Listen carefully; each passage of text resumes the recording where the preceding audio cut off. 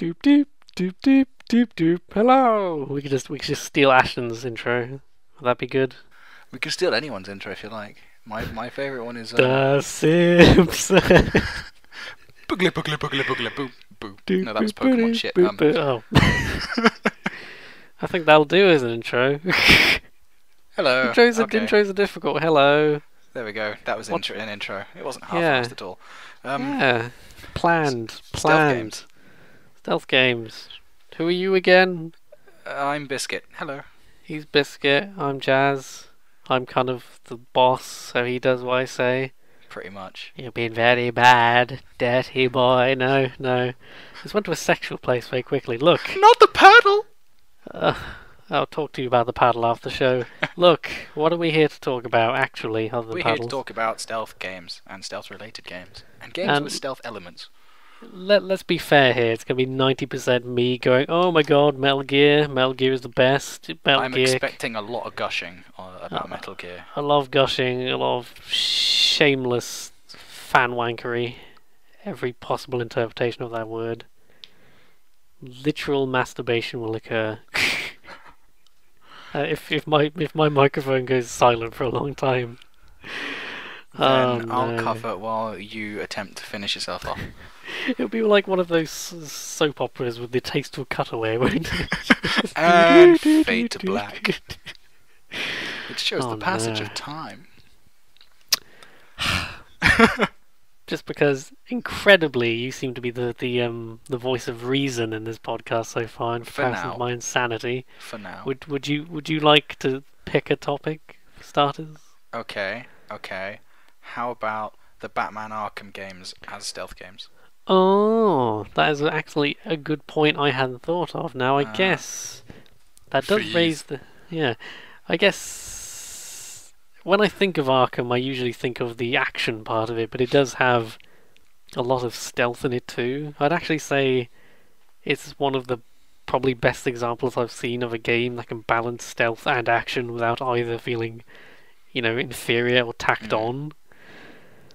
Because you might be sneaking around and then impulsively decide to just jump out and beat someone up. Hello, have you met yes. Batarang? Or you might be beating some guys up and then realise you're dying and just dive into a vent and Shit, sneak smoke around for a bomb, bit. run away, lick wounds. oh god, because there is that incredible, not really a spoiler. There's a boss fight with Mr. Freeze in Arkham City. Mm. And there's not much story to spoil in Arkham City, so I don't consider it a spoiler. Also, Mr. Freeze being a villain in a Batman game, I don't really think that considered is a spoiler. Anywho, Yes. I love that whole fight because you're forced to use every single tool in your arsenal or to damage him because he keeps adapting to your attacks. Especially on the higher difficulties. Yes, on the higher difficulties, you pretty much literally have to use every single tactic. I discovered tactics I didn't know existed. And it's so beautiful having to force you to improvise like that. I know it's a simple fight. This has turned into a boss fight discussion as much as anything, but it's such a simple fight, but it's so well done. It's also slightly funny just hearing him stomp around like, oh, just because those last 6 attacks caught me off guard, I'm ready for you this time. That was Yeah. a pretty cool trick, Batman. And then you pop out from behind cover and he says, "Ice to see you," and Chill out. What killed the dinosaurs? the Ice Age. People badmouth that movie. I love that think movie. it's hilarious. I wish it wasn't 2 hours unironically long. really enjoy that movie. We were discussing a minute ago the difference between the blurry line between ironic and legitimate enjoyment of something. But yeah, did you actually want to say much about the Arkham games, or have I just stolen the I was show? using it as like a springboard into conversation, and just in case that didn't work, I was gonna then move on to, oh yeah, and what about the stealth elements in Deus Ex: Human Revolution? Oh god, we're rapid fire, just Bam, bam, pew, bam, bam, bam, pew, pew, and then the bam, shitty bam, boss bam. fight in that fights. That's in not that compared to wanking Mr. Freeze. sounds, by the way. That's me slapping my hands together. It could be misconstrued. Well, now that you've explicitly said it's not, everyone thinks it is.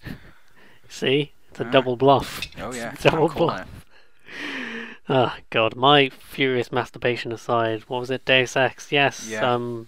Did you say Human Revolution specifically?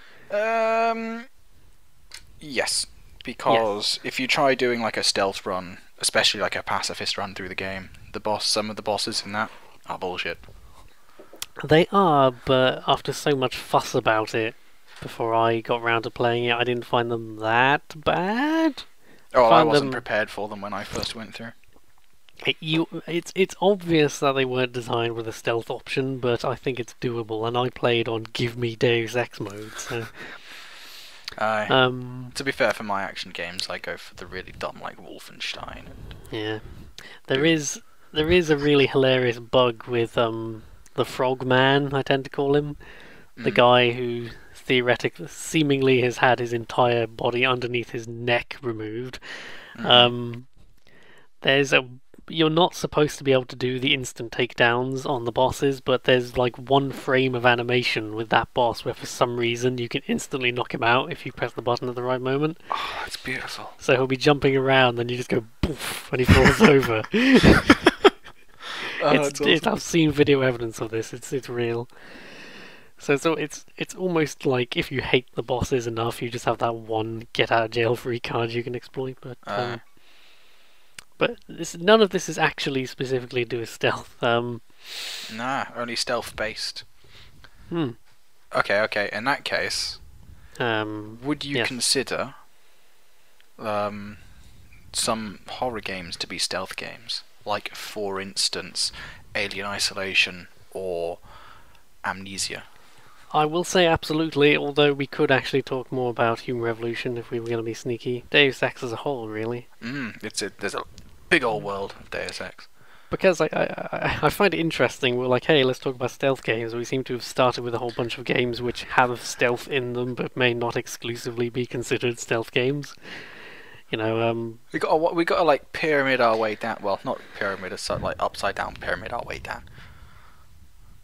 Mix metaphors aside, no, because I find a Human Revolution. There's no quick way to shorten that title. By the way, you can't call it Deus Ex because sounds like you're talking about the first one. What about the HR? The HR. I sound like I'm talking about human resources. You might as well be with Deus Ex. They did the same thing with Mankind Divided. There's no convenient way to shorten that title either. MR sounds like some sort of You've got the HR and the MD. Oh, MD. There we go. So that makes me sound like a doctor, but exactly, a little bit. Jensen MD. I never asked for this. Just holding up a PhD. Just cuts your spine out with his sword arms. I did always find that funny, how it's like, oh, Jensen, you nearly died in this attack, but we put you back together, and also we put swords in your elbows. That's fucking sick. I'd never complain about that. I'd be like, oh, yeah, I had an accident, and so they gave me fucking sword arms. Look at how cool these are. Even RoboCop had that. I mean, he had the data spike thing, but, you know, he kind of repurposed that as a weapon. Not that just wasn't meant to be a like... weapon. You don't need to faff around with sunglasses when you're as bitch-ass cool as me, Flick. They put sunglasses in his face. They I know, put swords in his sunnies. arms. How fucking cool is that? They put swords in his arms, but they didn't make his visual implants work properly, so you have to go talk to Pritchard when you turn up at the office. Hey man, my things are glitching out. Could you, like, stick your screwdriver in my ear or something, man? Because Pritchard is now Skeletor. What are you going? Okay, I'm gonna reel this in. I know this is like this is the bones of our conversations, is the tangents, but I'm trying to reel this in. In all seriousness, I do like Human Revolution's stealth because they did something slightly interesting in that. I'm trying to cast my mind back to when I last talked about this like 5 years ago. Because killing dudes makes noise, but it puts them down for good. Whereas knocking guys out is quiet, but someone could find the body and wake them up. Knock them out and shoot them in the head with the silenced pistol. That's what you do if you're cheap. If you're legit like me, if you're snake eater on European Extreme like I know, me, if you you're expect the finer things. if you're legit, you don't even knock 'em out. Oh, well, that's true. You can ghost that shit. Ghost your way through the whole fucking thing. I Mm. tried doing a ghost playthrough, but fucking hell.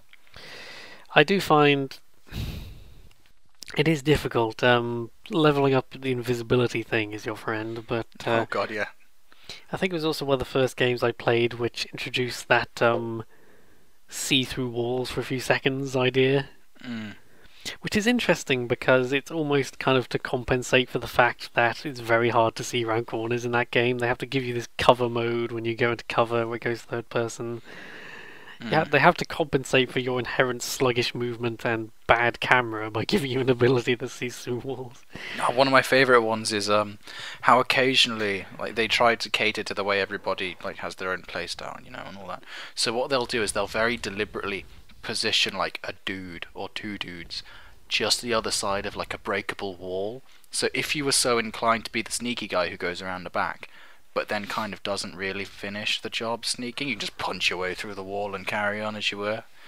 Yeah. And like you'll find them dotted around just very, very, very occasionally throughout all the levels, and I just think that's hilarious because you could also put a grenade back there and blow them up.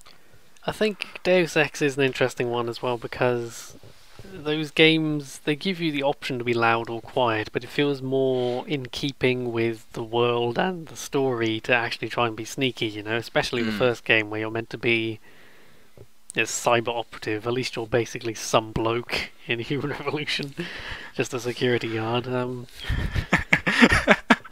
I never trained for this. I'll bring this up with my union. My union never approved this. I'm just trying to think of some sort of. You see what I was trying to do there? My favourite one is still him in like McDonald's going, I never asked for this. Yes. The internet will never forget. Sorry, fast food chain, unbranded. Other artery clogging foods are available. Actually, no. We want the really sassy ones on this, don't we? When he was at Wendy's. You've lost me. Oh, don't worry, because Wendy's got a sick Twitter account. But anyway, back to stealth games. I have heard of this actually. It's like how at some point in the last 2 years the Sonic Twitter account went insane. Just seemingly. shit the bed. It was great. I think the crown jewel has to be the tragic irony that is the time last year when Mighty Number 9 came out. This is a complete tangent, but when Mighty Number 9 came out, and there was that famous clip of the developer, which may have been a translation thing, because it was the translator guy who said it. He said, "The Mighty Number 9 isn't everything we'd hoped it would be, but it's better than nothing," which is like the most lame defense you can make for your product, basically. And then the Twitter account of Sonic just came out with, "Hey, don't worry, it's better than nothing," and just this picture of Sonic shrugging. And that would be hilarious in itself, but becomes tragic when you consider, you know, it's a real pot calling the kettle black situation for Sonic the Hedgehog to suggest that Fucking yup. another retro platformer might be disappointing. That was only 2 years after the fascinating disaster that was Sonic Boom. Oh, fucking Sonic Boom. You know what this reminds me of, though? Yeah. The fact that this has nothing to do with stealth games. Oh no, Sonic can be sneaky. You can be a werehog. I don't know about sneaky. Oh, that can fuck off. Okay, so stealth horror games. Stealthy horror games. Okay, yes, actually, this works quite well because I was genuinely meaning Sonic to say is quite thing. horrifying these days. Oh, can you imagine if they pulled like a Resident Evil 7? I'm so sorry to keep going on about Sonic, but can you imagine if they did a Resi 7 and just said, okay, now it's a first-person horror game?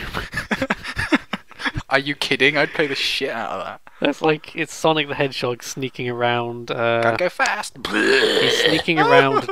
No, listen, he's sneaking around DeviantArt trying to avoid his rabid fans. Oh, good lord. Can you imagine? There's no way you could do that. That would be incredible. As a parody project, even, that is genius. Take it. I give this to you, Internet. Take it. Do something with that. I do not have the creative power to make that real and do it justice. You have to eat chili dogs for health. occasionally you'll just walk into some horrible fan art. You're like, ah. It'll be like Five Nights at Freddy's just round the corner. It'll lunge in your face and you get game over. You'll just see some horrible like a really shitty picture, like drawn on DeviantArt, going yeah. Original character, do not steal. Some fucking OC crawling through a vent. I like the Google game of just searching Blank the Hedgehog and seeing how many Sonic-style hedgehogs come up. It always works. Yeah. Just put any name the hedgehog and it always works. I am right now typing in Biscuit the Hedgehog. Is a hedgehog eating biscuits? I'm hoping that's all there is to it. Oh god, it's the biscuit game. That's not what I wanted at all. Oh, I think I've got like a half match. Some fucker called Laudius Biscuit. I'm disappointed. Maybe other than that, it's hedgehog-shaped biscuits. That's an above average result, really. Usually you just get Sonic fan art. That's nice. I quite like that. Genuinely, 2 minutes ago I was trying to make a serious point about stealth games. Because you mentioned the horror stealthy games, Amnesia and stuff, I think that raises something I probably should have said 20 minutes ago, which is I notice a good stealth game really... A pattern I've noticed is that a good stealth game will make you feel vulnerable when you're exposed and powerful when you're like hidden and you know where everyone is and you can kind of sneak around and make them your bitches, basically. And it's interesting, the idea of a horror stealth game, because that pretty much takes away the power part of that dynamic. You're pretty much frail most of the time in a horror game. I mean, because I really like Amnesia and Penumbra and all those frictional games, basically. Those are good. They have their issues, their limitations. Like the fact that in Amnesia you can just hold a drawer in front of your face and the monster won't be able to see you, because apparently in the game's logic you're like a small dot in the middle of your screen. So if you just hold a drawer over your face, it literally can't see you and it just walks away. Never stops being funny. That's quite funny. I quite like Miasmata, actually. You know, the mapping simulator that, you know... Oh my goodness, I've owned that for another game. I've owned that for 2 years and never got around to playing it. Play it. I know, it's probably right up my alley too. It's so good, like the triangulation is on point. But I want to throw in I want to name drop Dying Light as well. Aye. Because it's not exclusively a stealth game, but it basically becomes a full-fledged horror game at night, and you're strongly encouraged to sneak around and avoid the horrible night zombies. I've just had an idea. What? What about you know, the Oddworld games like Abe's Odyssey and all that? Yeah. Puzzle games, but technically you could argue stealth as well. That's true. Because you got to get away from all them. God, we're flying. We're flying. Sligs? Sligs, If I wanted to be sneaky, I could pile in with that segue onto Sheepdog and Wolf. But let's not get ahead of ourselves. I've got a list here, and I think we should be slightly more ordered now we're talking about things. We'll talk about Amnesia. Hold on to that thought. We can do it next. I've got like a tiny A5 piece of paper with like 3 games written on it, and it's like please tangent, draw next to them. That was my entire plan. But Amnesia, Penumbra, I mean, there's ones like Alien Isolation. Did you mention Alien Isolation? Yes. And there's Outlast as well. I haven't actually... Again, I can't believe there's so many games I keep forgetting I even own and haven't played yet. And Slendy. Slender is an interesting one, because Slender is great for about 20 minutes until you actually see the monster, and then you go, oh. What about the SCP games as well? I was pleasantly surprised by Containment Breach? Yeah, the one with 173, I think it is. Yeah, and incidentally, I want to Google that now, because I know it's been updated a lot since I played it. It's really, really cool. I think it's open license, but don't quote me on that. Well, I guess because if it wasn't, they'd basically be infringing on people's copyright, because it's all different people's ideas. No, sorry, I meant like anyone could add to it or like develop it or whatever. Yeah. SCP Containment Breach. I'm literally live Googling this for your excitement. Oh, Jesus.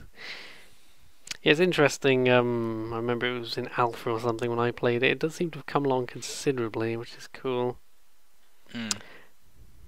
Um, Mm. but I think that the nice thing about something like Amnesia is people don't tend to talk about it as a stealth game, but it really is because you are sneaking about, Mm. and if they see you, it turns into that frantic, panicked leg it just get away.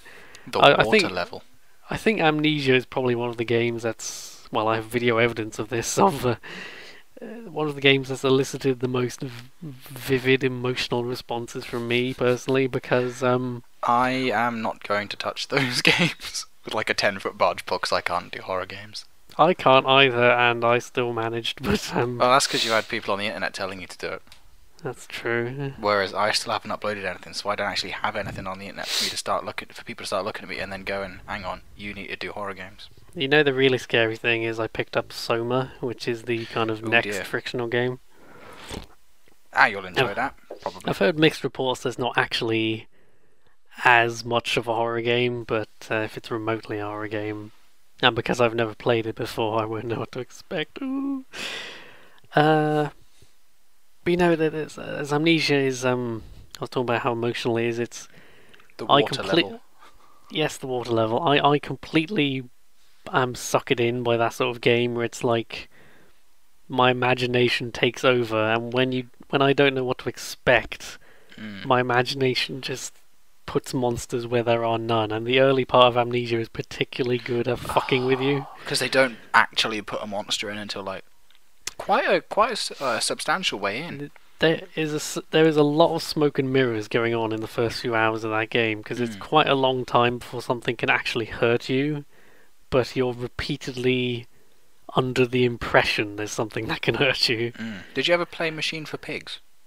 I did not. I don't think I own that one because I've almost bought it several times, but then I said I have every expectation that it's inferior to the original, so why would I pay a decent amount of money for it?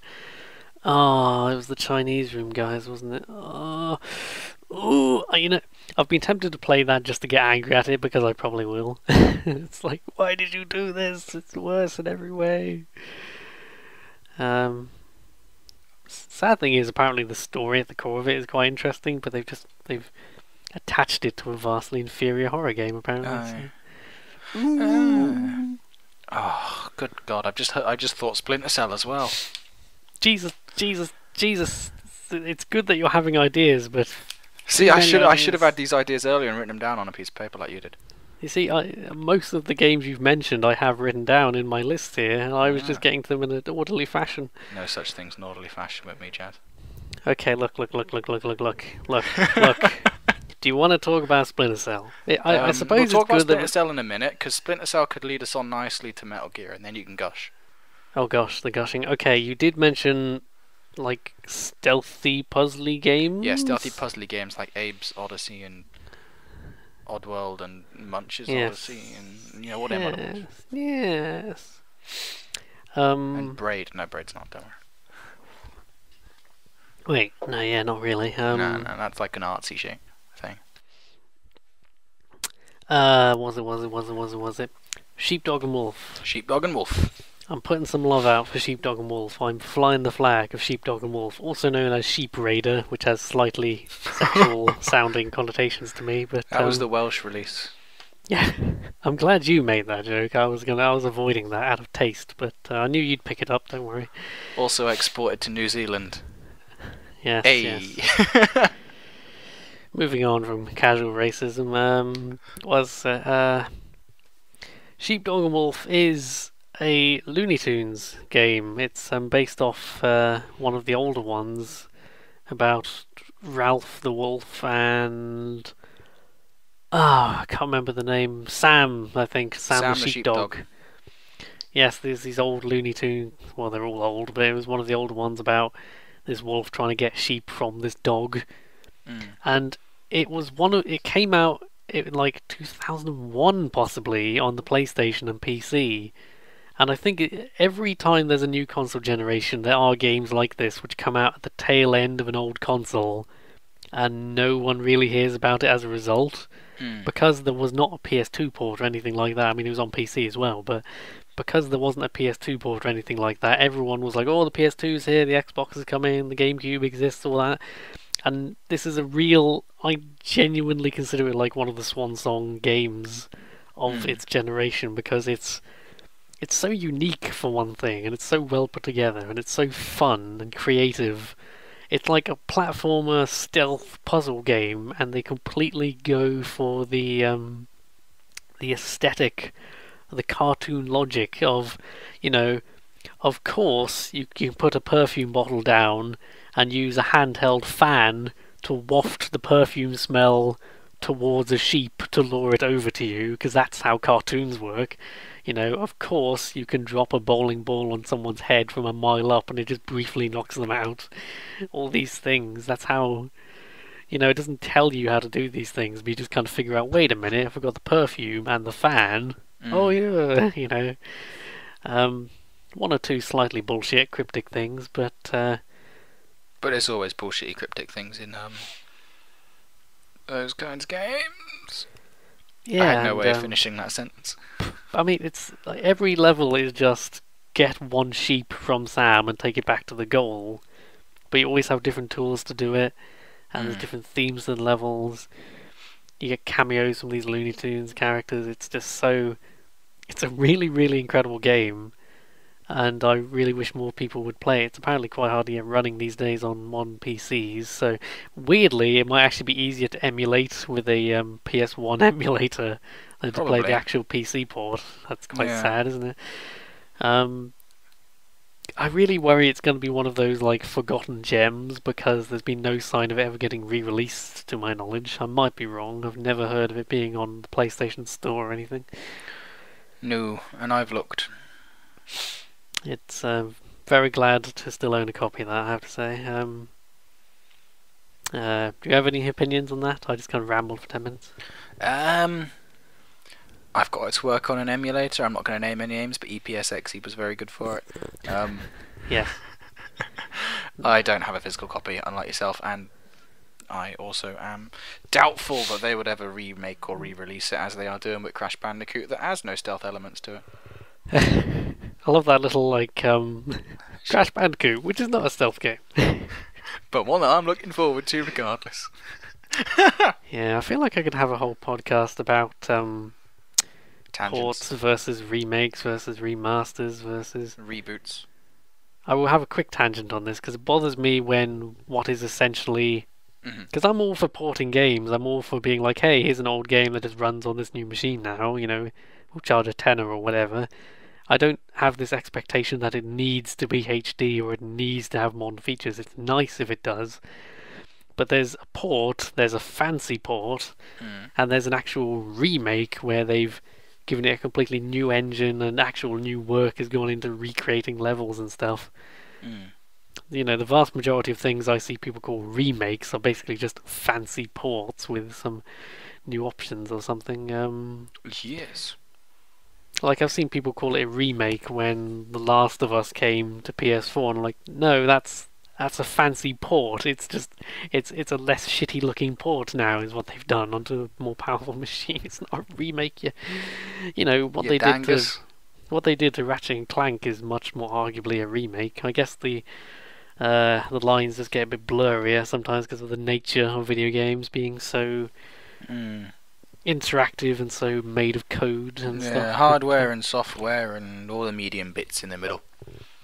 Incidentally, just bring it screaming back to stealth games. If anyone wanted to do a proper remake of the original Deus Ex, that would probably be worth doing. Just saying. Just putting it out there. I'm up for another topic if we're done with Sheepdog and Wolf. Okay. Games like Monaco and Invisible Ink. Ooh. Turn-based stealth games. Bam, get your teeth in that. Monaco's not stealth turn-based. Oh, but shit, I see what you're getting at. Fuck. Although, Invisible Ink is a very good one, though. Top-down ones. Okay, it's top-down, fine. Invisible Ink really surprised me because I heard the concept. I went, hmm. And if it hadn't been from if it wasn't for, it's another name drop. It's the same team that did Mark of the Ninja, which is Team another Ninja. excellent stealth game. Invisible Ink is a turn-based stealth game, and it kind of, if you know how any kind of D&D type of system works, where you have so many points you can do at a given turn. You know, it's top down with these rooms. Have you actually played it? I have, yeah, I've got it. Oh, okay. It's Bit top like down with XCOM. these. Yeah, it is quite XCOM-like from what I've played of XCOM. It's like But you have a less XCOM spy. Sorry, I keep talking over you.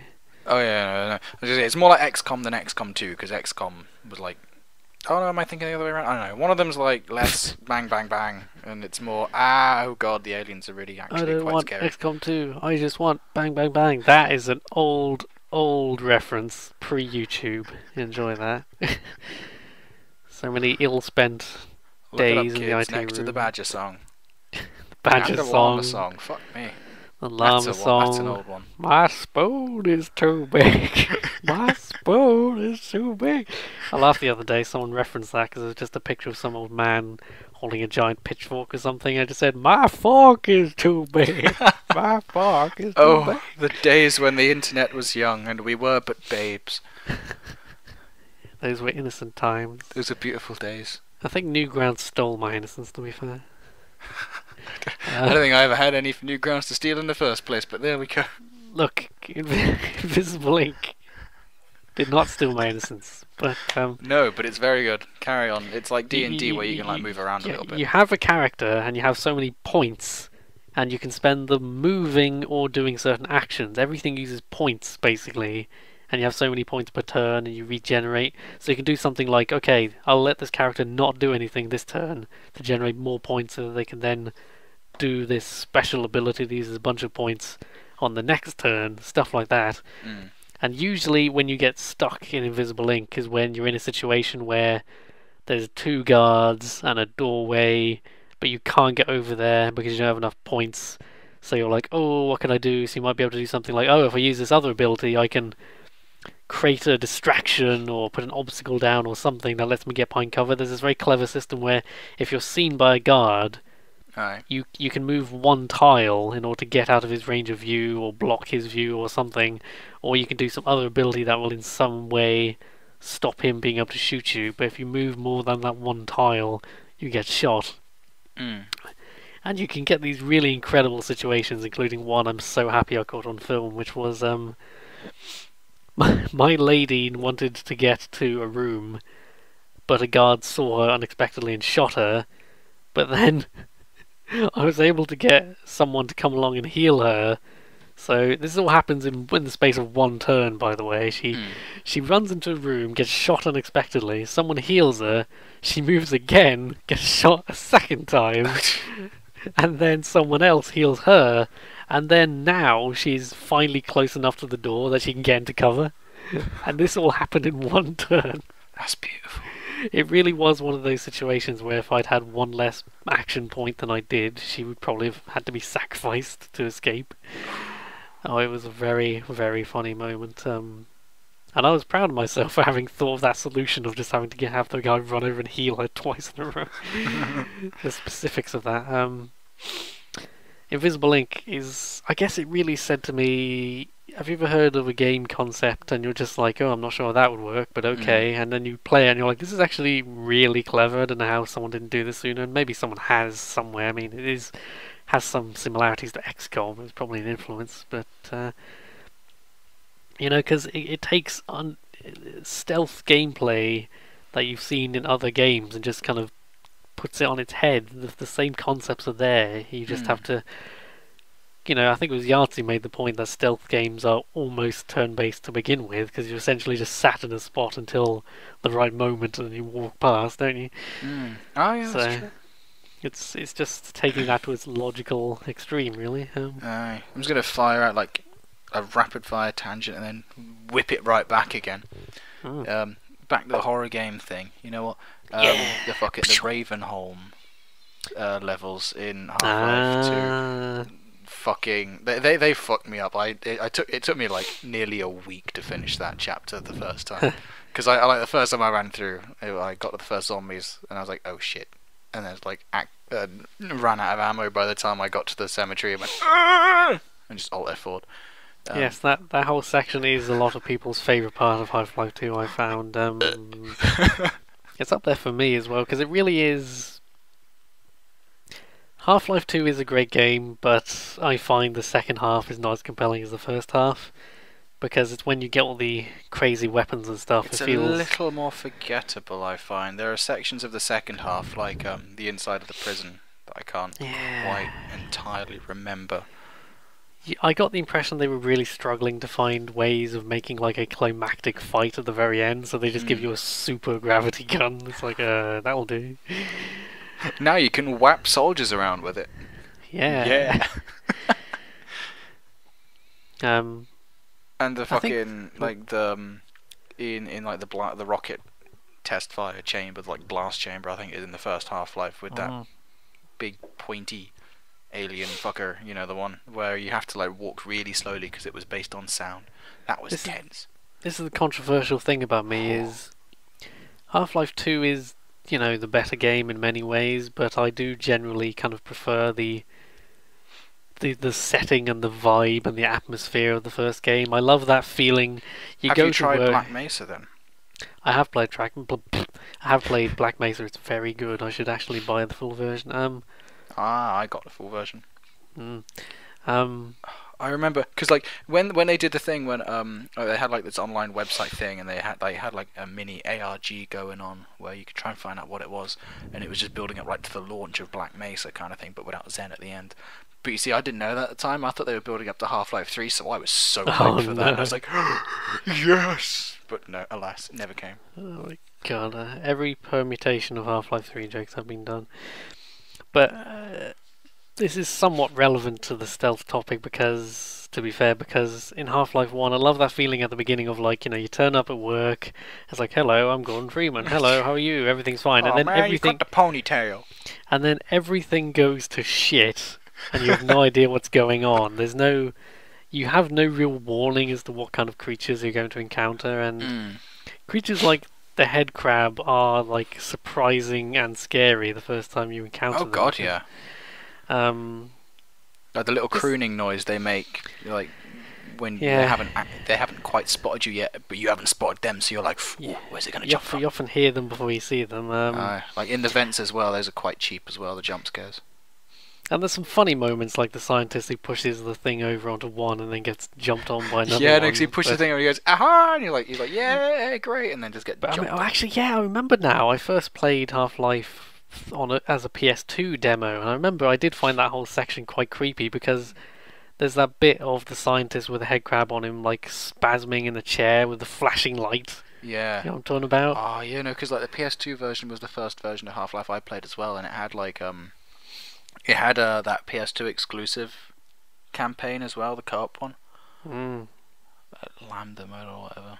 Can't remember. But yeah, that one. That was great. That's my favourite thing about like the Half-Life series is all the like the side games that came out with it as well. So you got like Blue Shift and Opposing Force and all that. Gearbox, yes. And they all kind of they're all parallel stories that like meet at the same point at the end, and I just think that's it's so good. I think the curse of Half-Life though is that they use very good storytelling techniques to tell a story that isn't actually very interesting. Yeah. Well, especially if at least Half-Life 1 was simple. It was like you're some guy in this facility and it's more just about the setting and the place than anything else. But then Half-Life 2, they keep going on like this big apocalyptic story going on, but it's not really clear what happened or what's happening. Yeah, it's like humanity was wiped out in like 8 minutes by this alien force, and yet which has never been mentioned before. You know, this is an entirely new force, the Combine. That was never referenced to my knowledge in the first game. Shit, man hacks. Great. I can just knock them out of the air with a 2x4. Man hacks are pretty creepy too. Oh, they were the first time you hear them, and they I like the ad lions as well. I like the idea. having to build a bridge across the sand. It's like a Yeah. less annoying version of that one level in Jedi Knight 3. Oh, fucking like Jedi, like Star Wars Jedi Knight, Jedi Academy. There was that one fucking mission where like there was like this crash spaceship. You got to go out and you got to get all the parts for it. But like you tread on the sand, you're fucked. It's not that annoying. I've heard a lot of people say it's one of those worst levels ever sort of situations. I wouldn't say it's the worst level ever, but it was quite tense the first time I played it, and I didn't like the horror. Anywho, after 10-minute Half-Life tangent, which I desperately tried to keep on topic. Okay. How about this one? Hitman. Hitman, oh god, that is... I don't go on about Hitman enough, I think, because that really is one of the Hitman, big... Blood Money. Blood Money is probably... It's interesting for me, because Contracts is the one that made me fall in love with Hitman, but Blood Money is probably the better game in most respects. Because it adds things, even little features like the ability to push people, so they can go over ledges and stuff, and the ability to set things up like accidents and like that's why it's so disappointing that Square Enix doesn't seem to know what to do with the Hitman license. Yeah, like they made a film about it. Well, they made two bafflingly awful films. Aye. They made Hitman Absolution, which I haven't played yet, but is generally not liked very much. They made the most recent Hitman game, just called Hitman, because fuck you. And Fuck you and your alphabetization of your games. The most tragic thing of all might be this new Hitman game, because it's apparently really, really good. But the episodic format they've done with the always online bullshit, and I'm like, why have you done this to a great game? It's like, oh no, if you want tragic, you want to talk about the downfall of the Thief series and the latest addition to that. But we haven't actually talked about Hitman yet. Yeah, no, we'll come to it. Hitman, great. As impressive as your tangents are, I think you're a bit ego. So I'm on a roll today. Give it 5 minutes.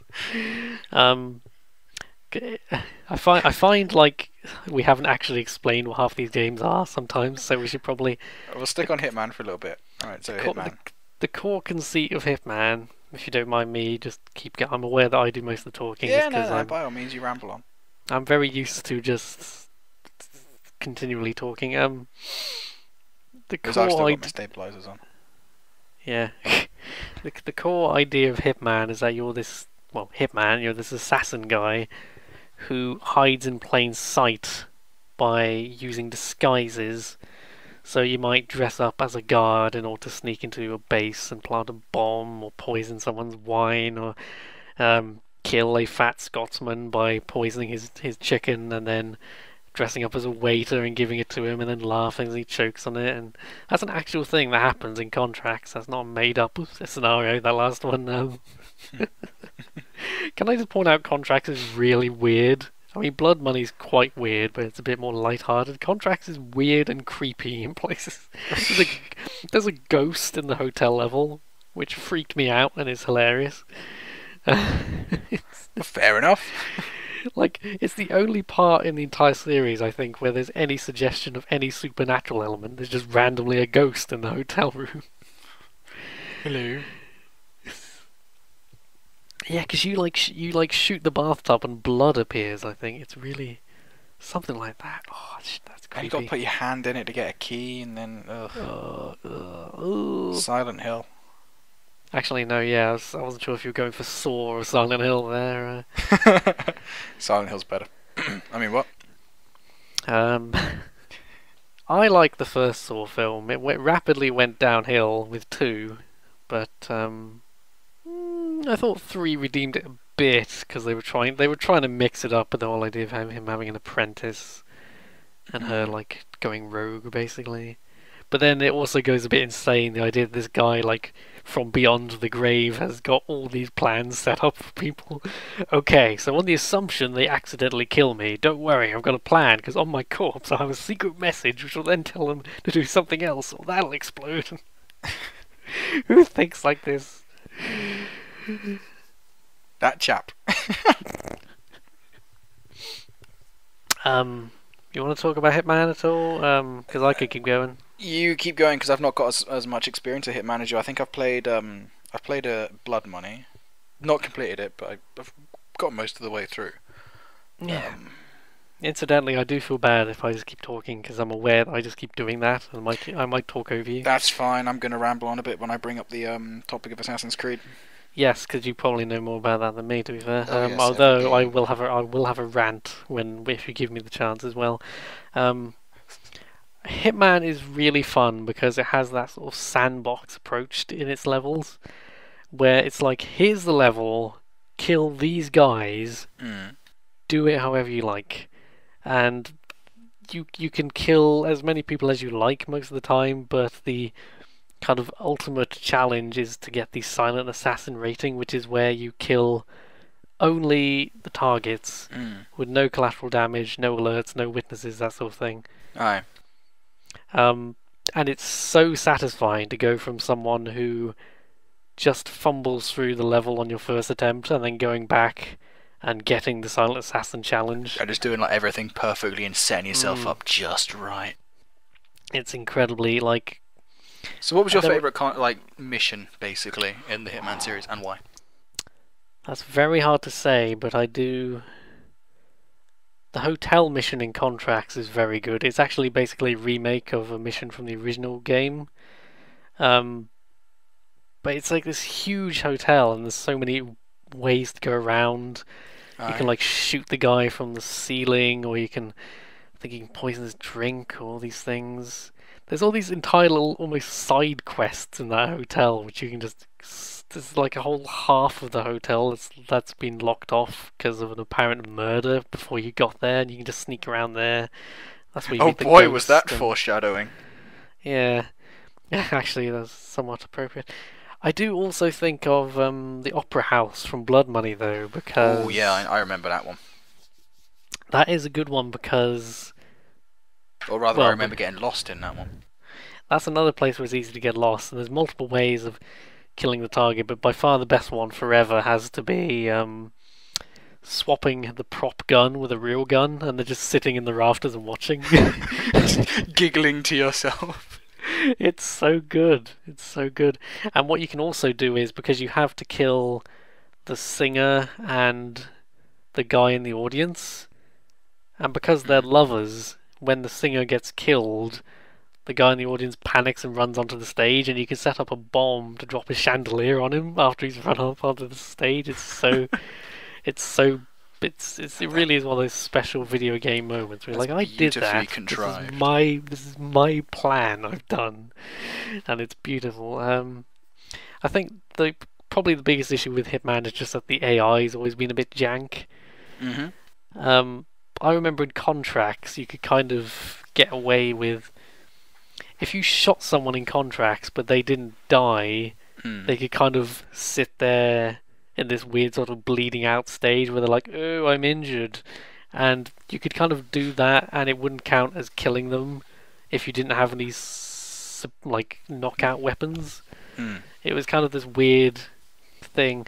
And there was also you could get the silent assassin rating in Contracts so long as you haven't caused an alert by the time you leave the level. It doesn't matter if someone is literally about to wake up and find that they're surrounded by corpses or something. So long as you leave the level before they wake up, there's no consequences.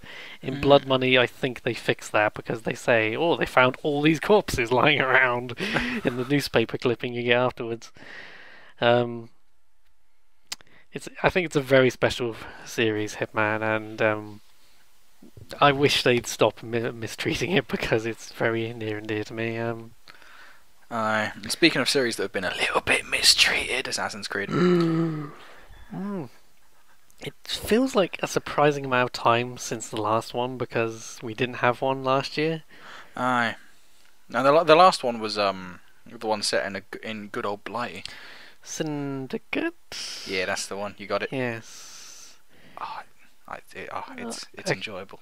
Let me put it this way: I haven't played Assassin's Creed since 2, so fair enough. I've completed all of them. Wow. And I've 100%ed a couple of them as well. The only one I've been really tempted to try is Black Flag because most people say that's one of the better ones. Black Flag is either an okay Assassin's Creed game or a surprisingly enjoyable, light-hearted piratey romp.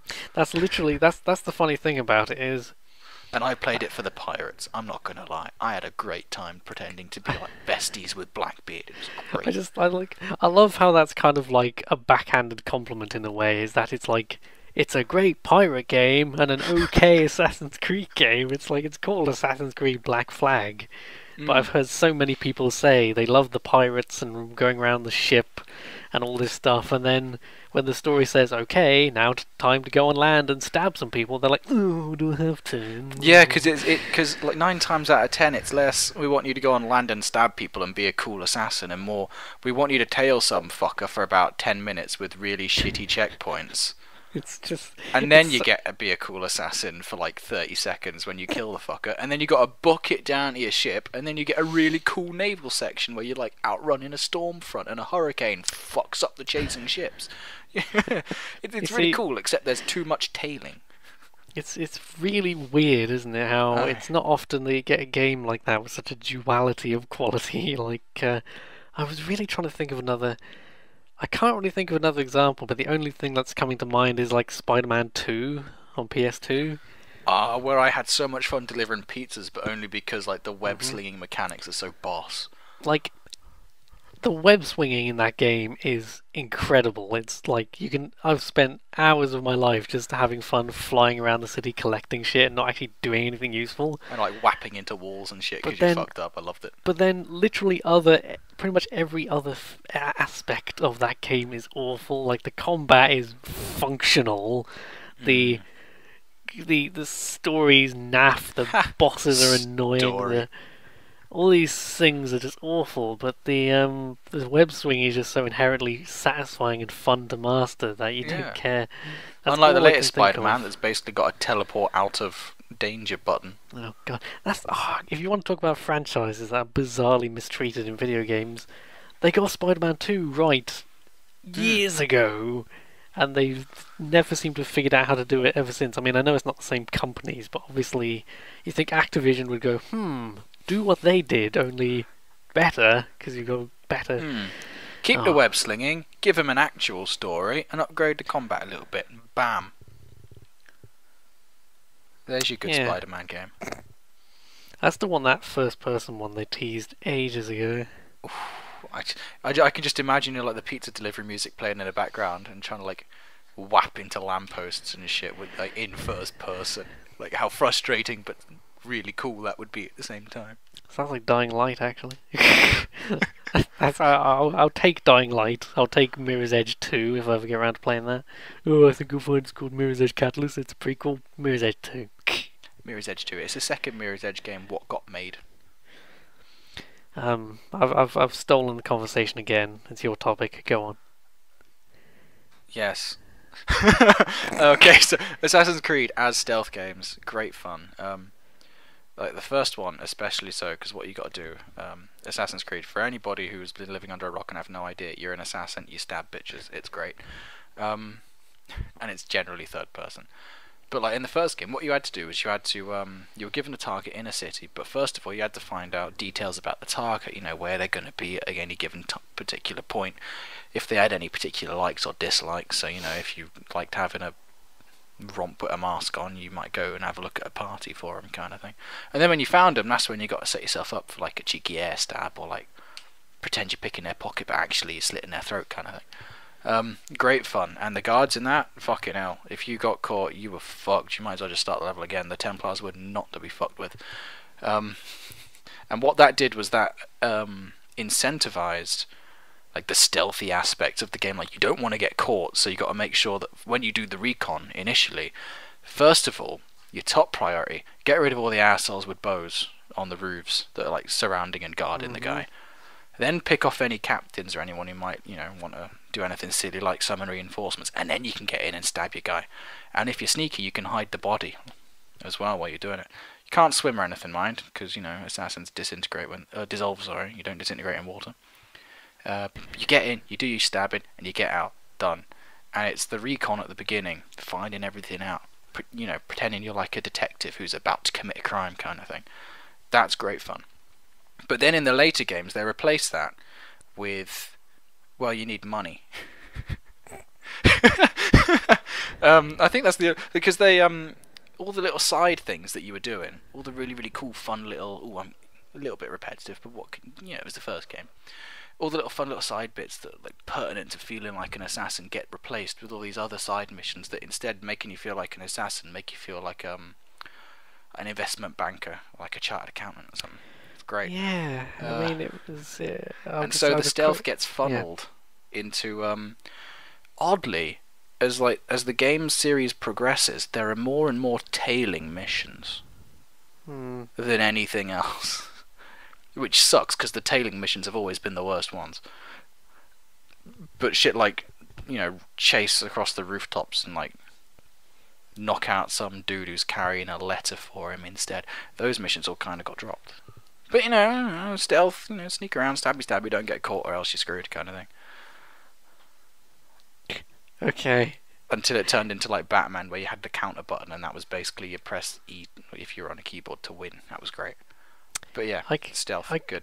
Yeah, I consider Assassin's Creed one of those franchises it's so close to being something really special. But they just barely missed the mark on like a bunch of them, and then wildly missed with some. I like think 3. it really feels to me like a kind of victim of that big publishing effect of, like, because if it was a smaller team and they were making this stealthy Assassin's game, I mean, obviously they couldn't make something of the scale of Assassin's Creed with a smaller team, smaller budget, but the first game was a really good start, but they just had problems with the story being a bit naff and all the tedious, repetitive missions you were basically forced to do. It was exactly like how they could have done with a little bit more freedom, but it's okay because it was the first game. They were just trying something new, and it was new. Number 2 basically fixed all those problems, but then you could already see the collectathon coming in. The little creeping influence of there's this entire weird side quest where you can buy property or something, and I just took one look at it and went, property development of your little town. I mean, it's like I took one look at it and went, no, and just never bothered with it, and I never needed the money anyway, so it was really weird. I didn't see what the incentive was to play The Sims. I mean, I guess it's a nice option, but it just felt so out of place. The game seemed to be victimized by committee. Yeah, exactly. It was like, Assassin's Creed 1 was a great game with some problems, and then they didn't seem to know how to fix those problems and just started piling on other random features, like you get a gun. This is Assassin's Creed 2 at one point, which is hilarious. It's this little gun that's just attached to your wrist and goes pew. It's just, I think that was the moment where it was like, okay, I think we're starting to drift the moment here. for me was the fucking flying machine with your boy Leonardo. I mean, at least that was a very specific use and with a very specific purpose, and it was kind of built up as like, we're going to have to do this in order to get over there. I'm going to need to fly. Leo, any clues? You got anything under that hat? Nah. It's this flying machine all ready to go. Like, as has been pointed out by other game people who point things out, like critics and reviewers and shit, there is like a period of gaming where everything gets really sandboxy and filled with things you collect. And it was about that time that the Assassin's Creed series kind of got bundled in with that as well. Because Assassin's Creed 1 was actually quite linear, if you think about it. Yeah, I mean, it's set in a sandbox, but you don't really have much to do outside of the story unless you like collecting things. And then you move on a few games and you get a black flag and it's like, okay, start the game, here's your shitty little ship, now you can literally sail wherever you want. It's not advised, but you could. You shouldn't, but you could. Don't sail down. Why not?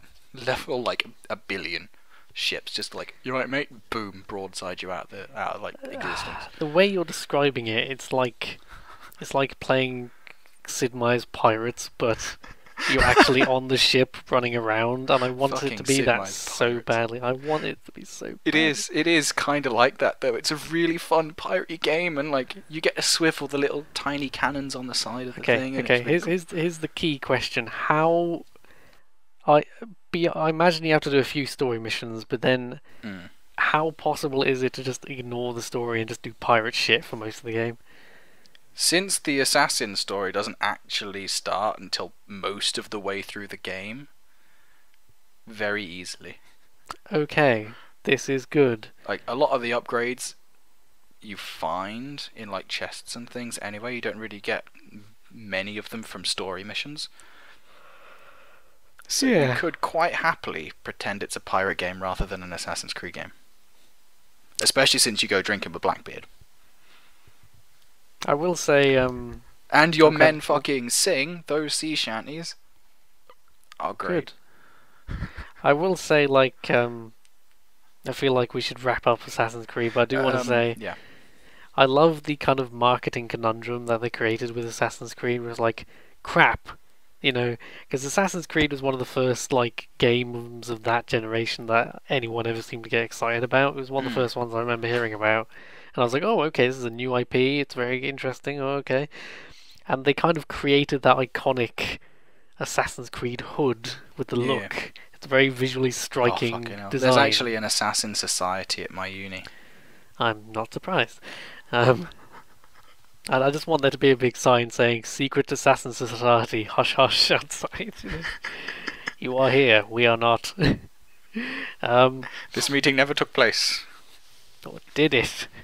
We are not talking right now.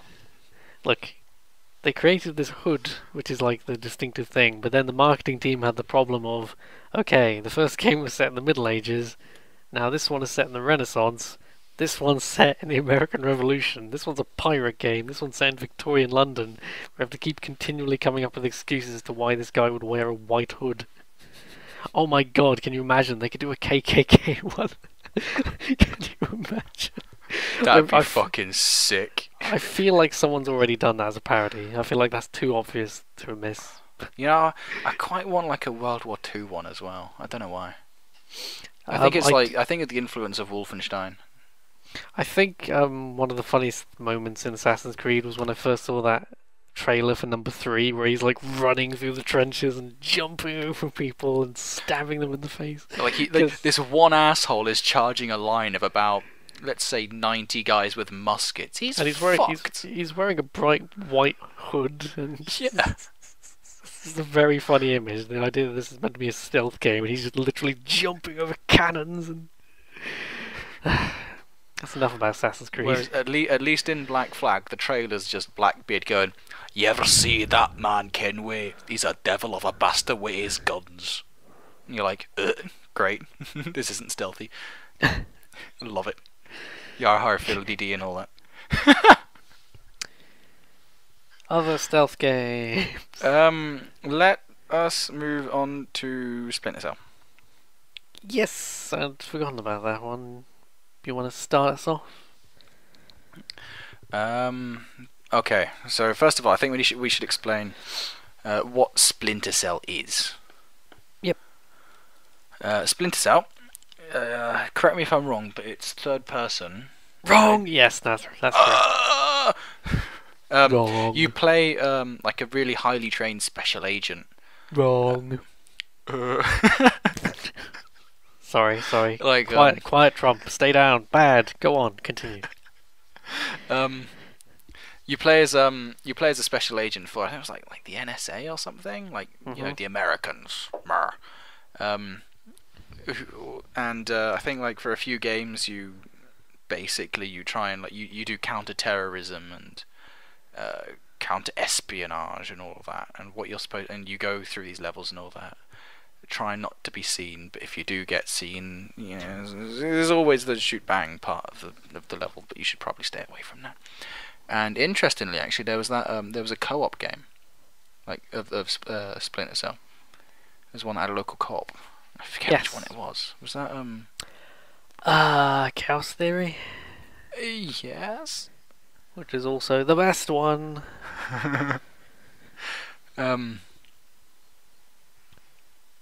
Yes. I could take over if you like.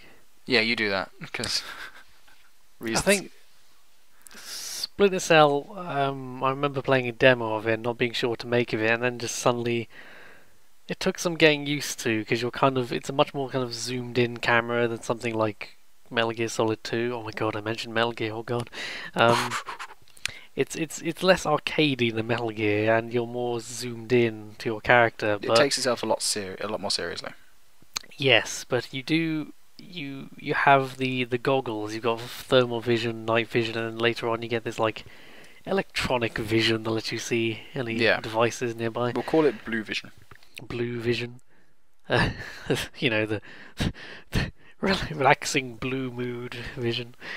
Um, For when you want your um, game to be a bit more blue, yeah.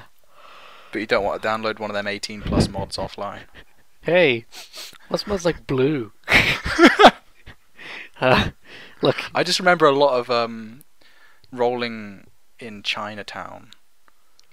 rolling in Chinatown. Yeah, because one of the games was set like, and there was a level in Chinatown. Yes, that Like an was the demo apartment level I complex remember caught playing, fire. and I remember being.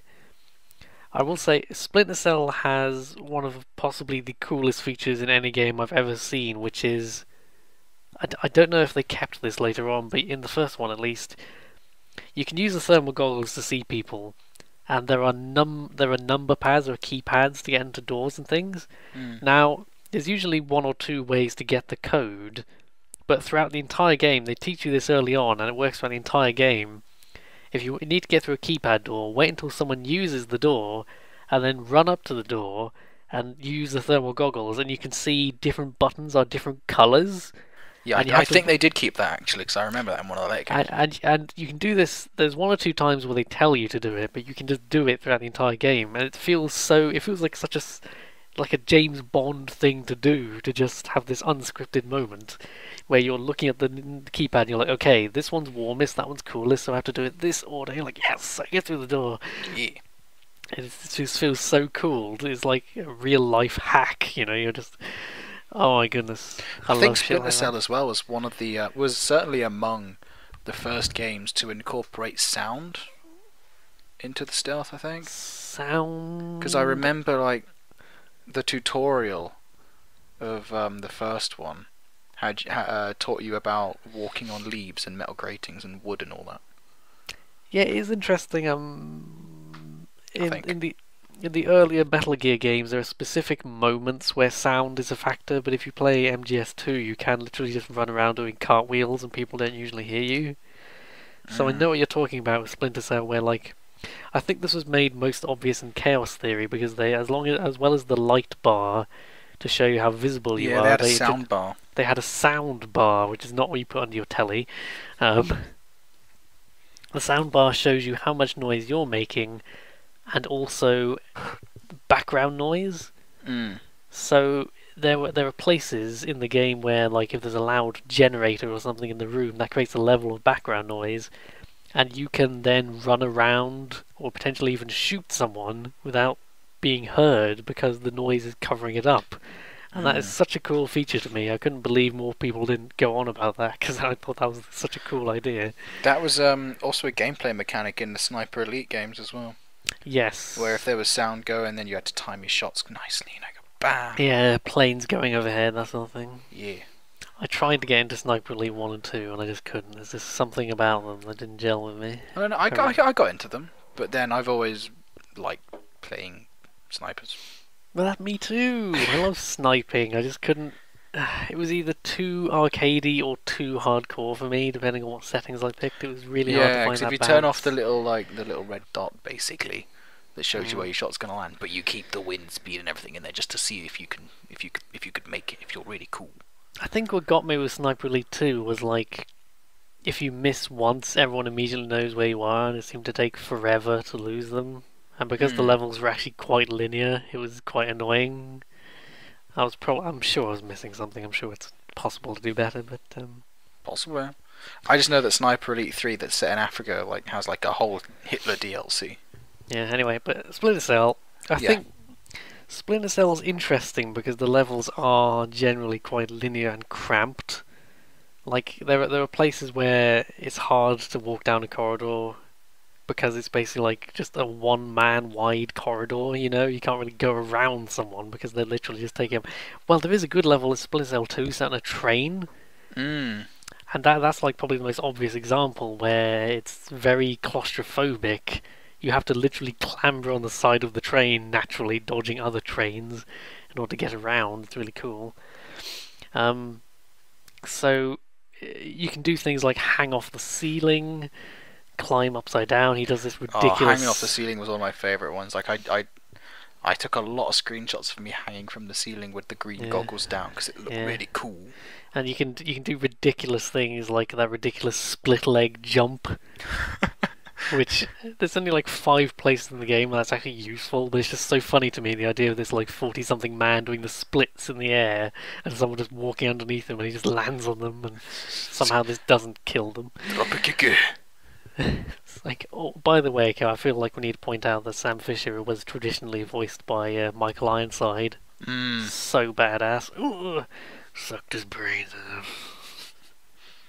I never asked for this. Not the same guy, but yes. No, I know. I was just thinking, other gruff kind of. some sort of gruff narrator off is what we need. But yes, takes itself a lot more seriously than Metal Gear does. This is a tangent, but I'll make it quick. Oh, okay. I was going to get us onto Metal Gear. Go on. Yes, it's very important that we get to Metal Gear because that will take an hour in itself. But I wanted to quickly I've got say a few things to say about Metal Gear. As we're talking about gruff narrators, the Gruffalo. Okay, I'll keep this anonymous for obvious reasons. But back in uni, someone wrote a comic script, which I remember being very jealous of because we were using Batman: Dark Knight Returns as a case study. Right. And we were tasked as an assignment to do our own Batman story as a comic script, and someone had the idea of a story where it's like 60s cheesy Batman walking around, but he's haunted by the like depressing narration of that style of narration from Batman The Dark Knight Returns. That's what it's called. Not Batman Returns. That's something else entirely. So he's walking around being all cheesy and 60s, and then the narration's just like, I feel this beast crawling inside me. It wants to get out, but I can't let it. People will judge me. But he's this ridiculous 60s Batman. And then at the end... Pow! And then at the end, it's revealed that it was the Joker just messing with him the entire time. The Joker's just cackling his ass off, rolling around the floor. I thought that was brilliant. That's quite funny. That was a really funny idea, and I wish I could have stolen it. But there you go. Metal Gear, you say? Metal Gear. I did. Gear. Yeah, I briefly mentioned it a little bit. What a thrill! It's a thrilling concept. Alright, what do we start with Metal Gear? When it comes to Metal Gear, I am still in a dream. There's so much to talk about with Metal Gear. Oh my goodness. The funny thing is, I've never actually beaten the original Metal Gear Solid. I've got most of the way through, but I'm not convinced it's aged terribly well. Not just mechanically, but that cinematic style that it has was much more unusual back in the day, and now it's much more common for big budget games to have those overproduced cutscenes and things. So you go back and you play Metal Gear Solid, it still has some really great moments, but you also notice things like how the gameplay isn't very kind of coherent. There's like, it's quite a short game, and it introduces a lot of very gimmicky scenes, which they'll introduce an item that only has use for that one time, and then you move on. And I guess it's nice for variety, but you never really get that feeling of there's a core set of mechanics that you're slowly getting better at. Because you kind of, by the time you're getting good at the stealth, it becomes a series of set pieces with action guns and things anyway. So, so that's my critique of Metal Gear Solid 1, even though I know those were not the first Metal Gear games. You lynch me in the comments, I know. Heinously, I've never completed Snake Eater. That is heinous. Heinous to rhyme with anus. Oh yes. There was Metal Gear Solid 2, which gets a bad rap, but it's actually a work of slight metafictional genius, really. Was that the one where you had to, like one of the boss fights, where you had to take the controller out of port 1 and put it in port 2? No, that's Metal Gear Solid 1. You're thinking of the first one. Metal Gear Solid 2 is the one where right up to release, everyone was under the impression you'd be playing Solid Snake for the whole game. And that's how the game starts, and you play this incredible tanker level, which is like everything everyone wanted from a Metal Gear sequel. And then Snake dies, and you're suddenly put on this completely different level with this completely different character who's like an anti-Snake. He's like Mm. this whiny git with like daddy issues and an unsuccessful romance, which is such a far cry from the womanizing James Bond character of Solid Snake. Mm. And it's such a it's one of those games which you really have to try and remember the context it came out in, of being so overhyped and so incredibly, there was such a backlash over what Kojima did to that game. And I think it's only years later that a lot of people have actually said that was actually a very cunning, ballsy switcheroo he pulled on everyone. Speaking of whiny characters, Metal Gear Rising: Revengeance, I think, is the one where you play as like the cyborg. Oh yeah, that's right. And yes, that's the guy. Because he had like, didn't he have like a cyborg dog in that one as well? I've not played it, but I know of the dog. Yes. Oh, fair enough. And speaking of dogs, D-Dog in Phantom Pain. The moment fucking love that this is pooch. the most meandering Metal Gear conversation, but I'm deliberately working up to Snake Eater and Phantom Pain because there's a lot to talk about. Okay, well, in that case, finishing off 2 then. Very good little switcheroony that they pulled on us. Yep. Yeah, and MGS2 is also, when you play the earlier Metal Gear games, they are noticeably more arcadey in their gameplay than what came later. Like something as simple as the fact that sound isn't really a factor other than specific instances. Like if you shoot a gun, they'll hear you, but you can just run around and roll right behind a guard and they don't hear you. You can't see me, but Snakey. I'm nodding. Yes. Shall we talk about Snake Eater? Go ahead. Shall we begin? I'm quite a hyperbolic person, I think. I think I'm guilty of getting overexcited and deciding that something is the best of something I've ever seen. And all of that. I genuinely think Snake Eater is in one of my all-time greats as in terms of video games, because the funny thing was I didn't like it when I first played it, because I played the demo off the back of playing MGS2 pretty much to death. And when you play Snake Eater for the first time, it's clearly immediately recognizable as having similar controls and stuff, but there's the fact that you do actually have to worry about sound and things, and that it's not just line of sight, oh, the guy's looking at me, he's going to see me anymore. It's set in a jungle and you have to use camouflage. You can just magically pause time and change your camouflage whenever you want. But if you're in grass and you're wearing bright red camouflage, obviously you'll be easier to see from far away, and standing, crouching, or lying down, or moving all have an effect on how easy you are to see.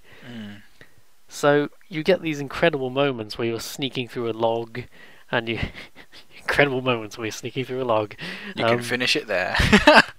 You'll be sneaking through a log and you suddenly realise you've emerged right next to a guard, and you just have to freeze and do not touch the controller, and you just have to, if you play the game long enough, you get this idea, you can see your percentage of camouflage at any given time, and you get this idea as you play through the game of how far away you can safely be without a guard seeing you. So when you're unexpectedly right next to a guard, there's that real panic moment, and you just freeze. And there's been so many beautiful moments where I'm just literally sat there going like, don't you dare look this way, don't you dare walk over here, don't you, absolutely, it's going to take me 20 minutes to get back here, don't you freaking dare. And it's so satisfying when he just goes, nah, and walks off the other direction. And you feel like such a ninja, you feel like such a ghost when you were practically... Splinter Cell actually did that as well, just to bring it all back. Because Splinter Cell is another game where it had a bar, a very obvious visual indicator of exactly how visible you are. So you could do those moments of like, okay, he's going to walk right past me, but I'm just completely invisible, so he shouldn't see me as long as I stay still. It's so satisfying. Snake Eater is set in the 60s. It's massively James Bond inspired. It's like... Oh, yeah. It's so cheesy and over the top, but in doing so, it completely disarms you for some very well set up and pulled off emotional punches, and characters who seem so silly but then have these really heartfelt moments. You're like, oh god, I wasn't prepared for that. That's caught me off guard, and it's simultaneously so silly with its James Bond aesthetic, but it's also very subversive in a lot of ways. I guess because you think you know what you're in for within half an hour, and then actually there's this. It's also, you had a lot of options in the prior Metal Gear games. Do feel free to jump in whenever. I know that Snake Eater's like my Yeah, that's why I've waifu, been letting you but- go on a bit, because Okay. I think what was my favourite thing. Like, I've got like two favourite things about Snake Eater. One of them was like the ladder boss fight. Yes, yeah, which is a real thing. Love that ladder, and like the name of, because it was like Sokolov, who was the guy you're supposed to go and get or something. Yes. And he was like developing a tank or something. I just remember the name being like Shag or something. Yes. I was like, what was it? Was it like Shagahod? Shagahod. Yeah, that's it. I was like, Treading the behemoth. Shag. Yes. I find it very telling that I can say things like Snake Eater and Shagahod and not giggle at them anymore. Yeah, whereas I still like walk past. There's like the whole Chinese department at uni, and there's one of the professors called Mrs. Wang, and I still find that hilarious every time I walk past that door. So I'm never Mr. going to get JC over Denton, Shagahod. in the fresh. It's a fresh. So no, that's incredibly racist. So much racism in this podcast. Anyway. It's because I'm here. No, probably actually. No, I enjoyed the ladder. The ladder's great. Love that thing. Yeah, so there is a ladder boss. But that's what I'm talking about, though. There's two sides to Snake Eater and why it's brilliant.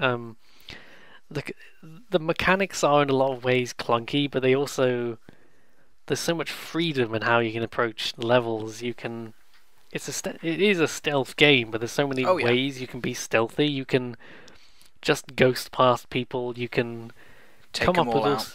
You can shoot them. You can stab them. Whatever you want to do. You can interrogate them.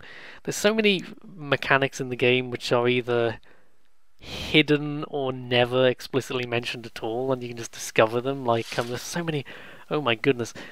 There's this whole thing in the game about how you have to collect animals in the wild in order to eat them and keep your stamina up, and there's so many. You can throw poisoned creatures, living or dead, at people to poison them. Like if it's a live snake, it might bite them and poison them and kill them. Or you can blow up ration stores throughout the game to make the guards hungry, so that if you then throw food on the ground, they'll eat it, and if it's rotten or poisoned, they will die. There's so much going on in Snake Eater.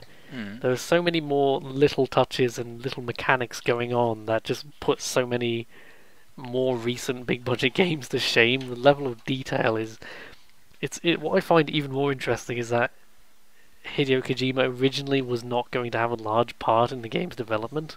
Really? He originally left it with a team, like it was probably on an advisory role or something, but he originally left it with a team. He was trying to get away from Metal Gear and do other things like Zone of the Enders, but he actually was forced to come back and become the proper director because they were struggling so much with the project. And yet it turned out to be one of my favourite games ever. There's just so much going on. I can perpetually it is one of those games that I've just replayed so many times and I'm still discovering new things. Something as simple as the fact that I didn't realise there was a hole in a wall in one of the earlier levels. That means you can just completely sidetrack this difficult section. I didn't realise there's this very well concealed hole in the wall that you can just crawl through. So when I saw someone do that, I was like, oh my god, my life is a lie. There's so many things. It's not a plot spoiler to talk about one of the boss fights. It has one of the. The boss fight with the end is simultaneously an incredible boss fight and not. It isn't a boss fight in the traditional sense, because most boss fights are like fast-paced and actiony, and they've got loud music. And you're supposed to use all your most explosive weapons, and that's how a lot of the fights in the game are, the boss fights. But this one, you're just in the jungle, there's two snipers, and you're just hunting each other down slowly. You're looking for audio and visual clues, which, incidentally, throughout the entire game, I'm convinced that Snake Eater is some of the best like audio visual like design I've ever seen, because you literally have a microphone and these binoculars, and you have to do things like listen for guards talking or crunching through the grass. You have to look for like grass swaying or the bridge moving or something like that. There's been so many times where I'm like, I think I've got all the guards, but I'll just have another sweep with the binoculars to be sure, and I just spot one that was behind a tree before and I didn't spot him. And I think you really need to do some talking now, because I've just gone on for so long. But wasn't there a boss fight with some bees at some point? there is a man made of bees, yes. Sorry. Obviously. I've played a few Metal Gear games. I've not completed any really, but I've watched other people complete them and all. So there are no real plot spoilers or anything. But trying to put the whole story together is quite mindfucky. It cannot be done. It cannot be done. When I talk about Snake Eater having these great emotional moments and these surprisingly good characters, most of the bosses are not an example of this. Snake, you've created a time paradox. Dun, dun, dun, dun, dun. Dun, dun, dun, dun, dun. There is that special Metal Gear sort of. It's silliness. Metal Gear is such an interesting franchise because it simultaneously explores so many like serious, dark themes, very complicated themes, but it also has a man made of bees. A man made of bees, a really weird sense of humor. What's funny about the man made of bees is that no one treats this as if it's particularly strange. Like, they go, "Look out, Snake, he's made of bees." They don't go, "What the hell's that about?" They just say, it's like... And Snake doesn't get on the radio and go like, "Hang What on, the he's hell? made out of bees. What the Like, shit?" But you know what I mean? Like, they say, "Look out, he's made of bees," as if, like, "Look out, he's got a gun." Like, it's surprising, it's worrying, but it's not. Well, I what the suppose they hell's deal with happening. people like Psycho Mantis all the time. Well, The guy made out that's of in- fire. Oh, that's that's in- fucking hilarious, by the that's way. in the Phantom future, Pain, right? but, Some of yeah. the audio logs in that at the beginning, especially, because there's the man made out of fire, and you escape from him.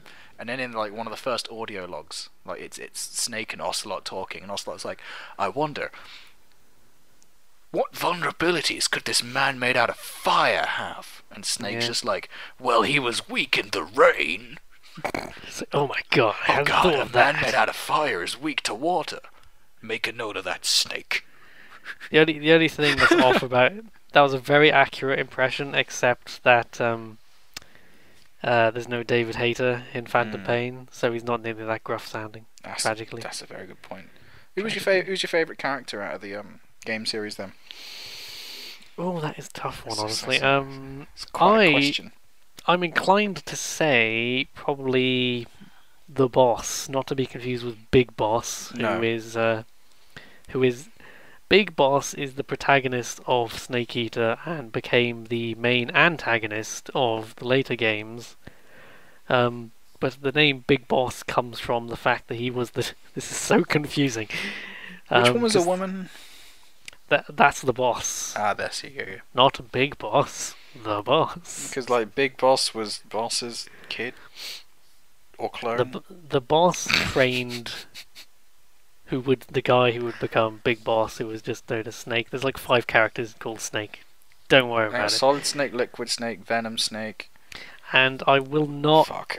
I will absolutely, on principle, I will refuse to spoil Snake Eater in this podcast, because unless it's a full spoiler discussion, I have to give people the complete benefit of the doubt if they haven't played this game that they will give it a go. And I will tell you now, I want to round off the Snake Eater discussion, for now at least, by saying Snake Eater does not start particularly well. Like, the cutscenes are beautiful and incredibly stylish, but they do go on for ages.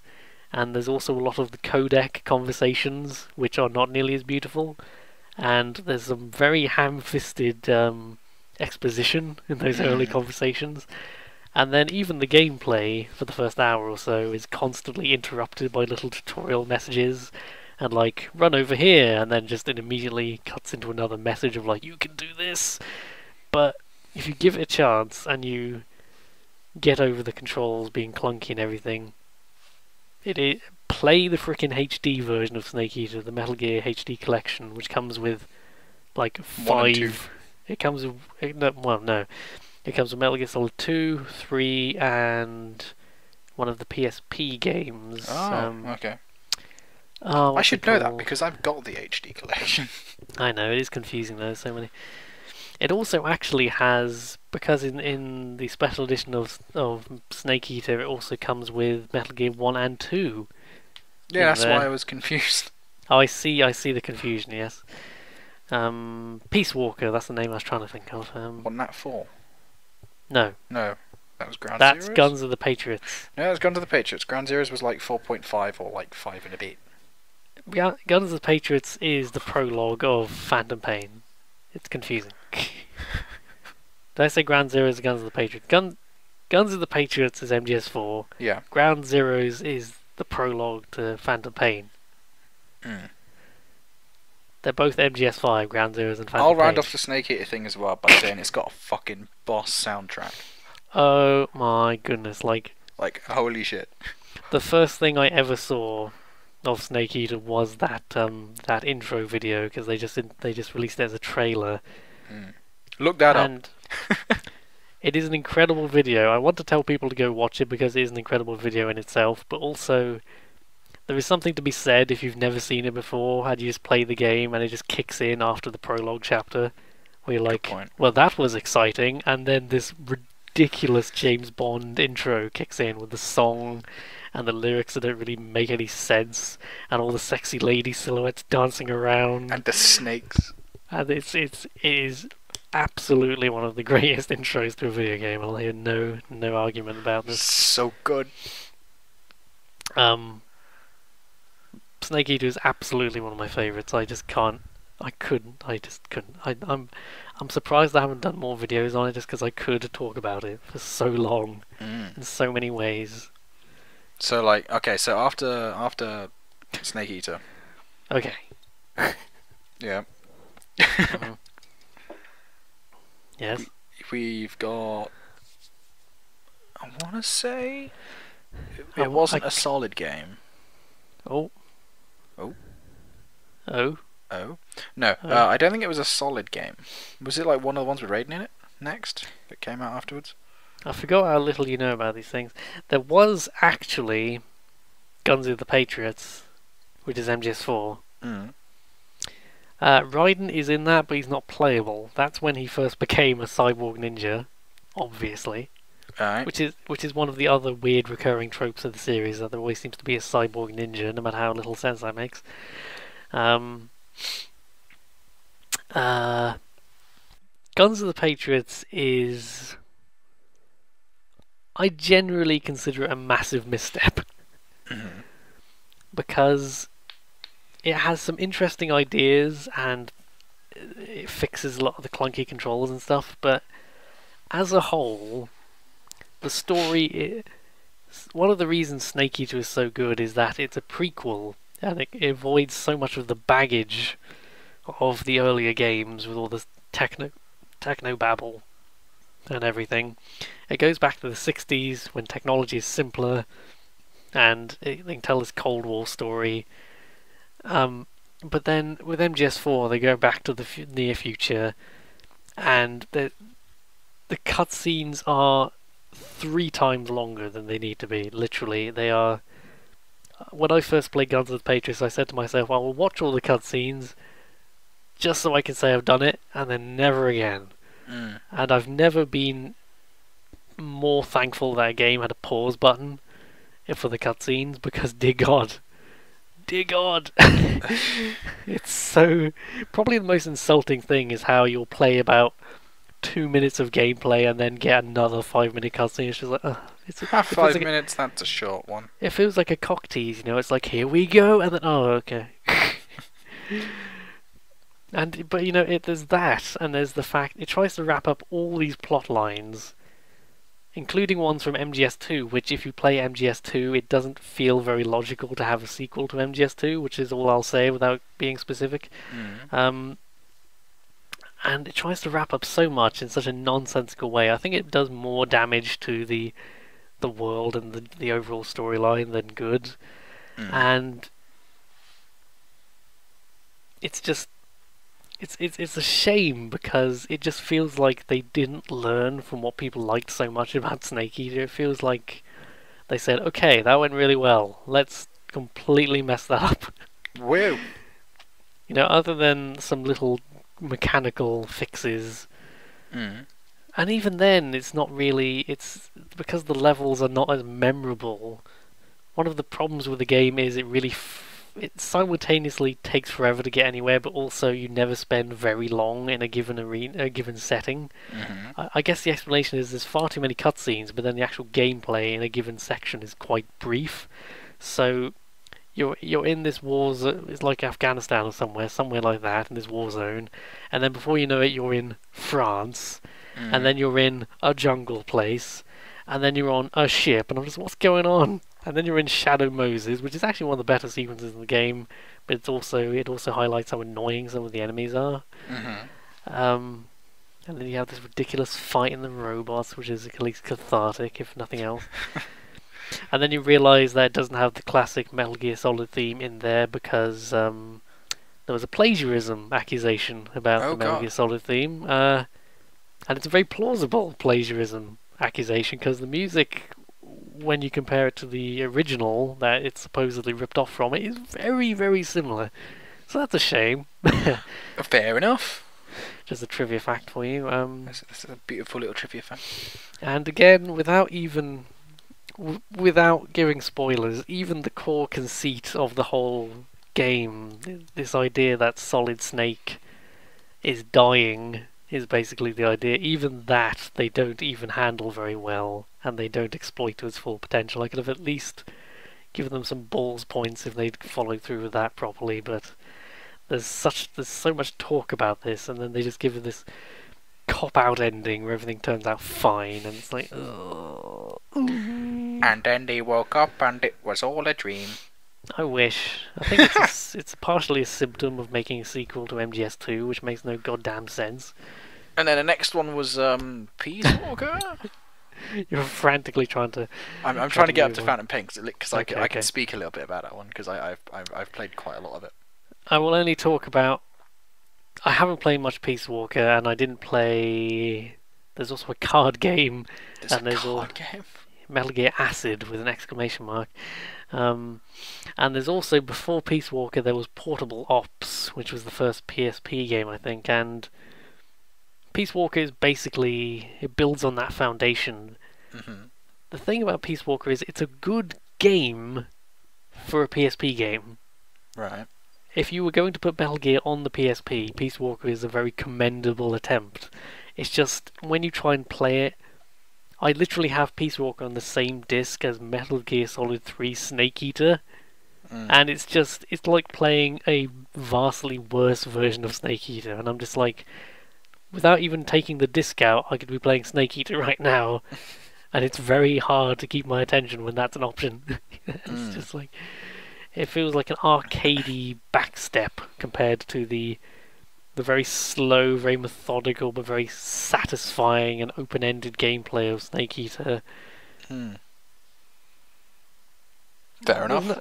It's almost a victim of the fact that the previous game was so good, Peace Walker. That's kind of the main issue with it.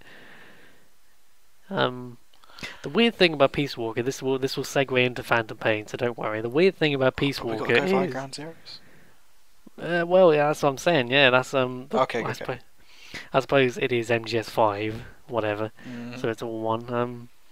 The weird thing about Peace Walker is that the canonical ending that MGS5 then follows up from is actually the hard-to-get secret ending to Peace Walker, which most people wouldn't see.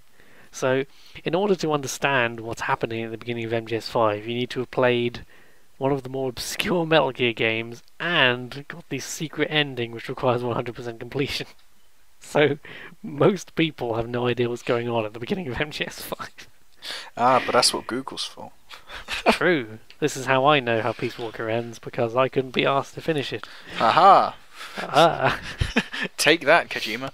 And I'm glad I didn't, because when I tried to play Peace Walker, I had not at the time played MGS5, and I don't think there's much need to talk about Ground Zeroes, because it is basically... It is MGS5, it's just the prologue chapter to Phantom Pain, which I is... was so annoyed because I got that at like full... Because I thought that was the game. Like I thought that was Phantom Pain, that was the full game. And I paid like 30 odd quid for it. To be fair, and it was just like the intro mission that you could repeat like 8 times, and I was so salty about that. I was like, I've wasted so much money. It is interesting because Phantom Pain itself is a huge game, and then Ground Zeroes is like a prologue chapter. So it's a bit weird in that respect. But could very, very easily have been shipped in the same bloody game. Let's just talk about MGS5 as Phantom Pain, basically, for simplicity's sake. We'll ignore Ground Zeroes. Do you want to start off with that, just because I've been talking a lot? How far through have you gotten? I think you've actually got further through the story, but I might have played more raw hours of the game. I've played like 90 hours. That's the risk I'm trying to hazard while I'm... I think the trick is just avoid the story in general, other than like the vaguest concept of Big Boss having to build up Mother Do you know Base about again. all the buddies you get? Most of the... In fact, yes. Yes, you do. Okay, cool, because that was like the big thing I didn't want to spoil. Okay. That's basically, because I'm quite a fan of some of the buddies. Okay. D-Dog has an eye patch, and you can give him a knife, and it's the cutest thing. It's the fucking sickest! And, like, I swear I saw a mod to give him, like, a pirate skin. Naturally. Yeah. Like, I swear I saw that somewhere, and I was like... We're getting into the nitty-gritty. Just describe the Phantom Pain. As like the concept of what you do in the game, the basic mechanical framework. Alright, how do I put it? Well, Phantom Pain is all about it's basically like a bit like Peace Walker, where you're setting up your boys, your own little private military group from scratch again because of what happened at the end of Peace Walker, and there's an enemy organization that you've got this massive revenge boner for, and that's Cypher, I know, right? And Skullface. And there's a brilliant cutscene in there. Fucking later on, I'll mention that in a bit. And yes. you have a romp around the Middle East for a bit, and then you have a romp around Africa for a bit, and jolly good fun. There's lots of sneaking, lots of side missions. You can go loud and explodey if you want, but it's basically, I'd say it's the most like 80s of all of the ones that I've played. Well, it is set in the 80s. Well, ignoring that, because you've got your support helicopter you can call in, but like you can also call it in with music playing off the loudspeakers if you want to feel like a fucking cool guy. Yes. Very much so. And you get buddies as well, so you get like little companions that can follow you around. And we've mentioned D-Dog, who can sniff out enemies for you, and you can basically tag them on the minimap, save you having to do it. There's a horse buddy as well that facilitates travel, makes that easier, so you don't have to go around nicking jeeps. Agro. Abro. I wish. Not that emotional. You can make him poo though. Oh, when I maxed out his loyalty and I was like, okay, do it, and he just shits in the middle of the road and like, do it. I had this really psychotic thing where I was just telling this horse to shit for like 3 minutes. You better shit solid. on the command. It's like a Pavlovian response. You just hear your voice and just shit. Poo everywhere. It's great. This must sound so bizarre to people who have no idea what this game is. There's a special walker unit you can get as well. That's one of your buddies that you can customize to be either really loud and explodey, or oddly you can make it quite sneaky as well. Although I'm not sure why you ever would, because just in case they find it and nick it, it's a lot harder to neutralize, as it were. But I hardly ever use the walker, so fuck it. And then there's your sniper buddy, who's OP as all hell. Who's fucking OP, yeah. Well, can be. I use her and D-Dog. a lot because Yeah. they're both OP in their own way. If you're in like a small enclosed area, D-Dog's your man, basically. You'll sniff out everyone. You can get him to like either kill people if you give him the knife, or you can get him to just hang off of someone's arm and they're like, "Oh, what the fuck?" Give you loads of time to come up behind him and go, "Yo, where are your mates?" And he's like, "Oh." Whereas if you're in the outside world, Quiet can recon like an entire village for you, and should things go tits up, she's like, "Alright, I got this, fam." Bam, bam, bam, taking out all the guys around you. But the difference I found between them, and what makes Quiet less OP than you'd think, is she doesn't actually tag 100% of the enemies when she does her recon. At least not in my experience. Because it's based on her line of sight, and she does like one circle of any given area. So there's still quite a lot of surprises in store for you if you rely solely on her information for your. I feel thing. like you're still doing all this nitty gritty conversation without explaining like what the hell Phantom Pain is in general sense. It's my only criticism. Well, I'd say it's a stealth action game. That's almost too generic now. There you There's go. there's your pie in the sky. It's a stealth action game with RPG elements Ooh. and collectible music. Not to Cassettes. question your power of description, but could I just? I'm gonna let you finish. Let you redo it. But Phantom Pain is one of the greatest games of all time. Oh god.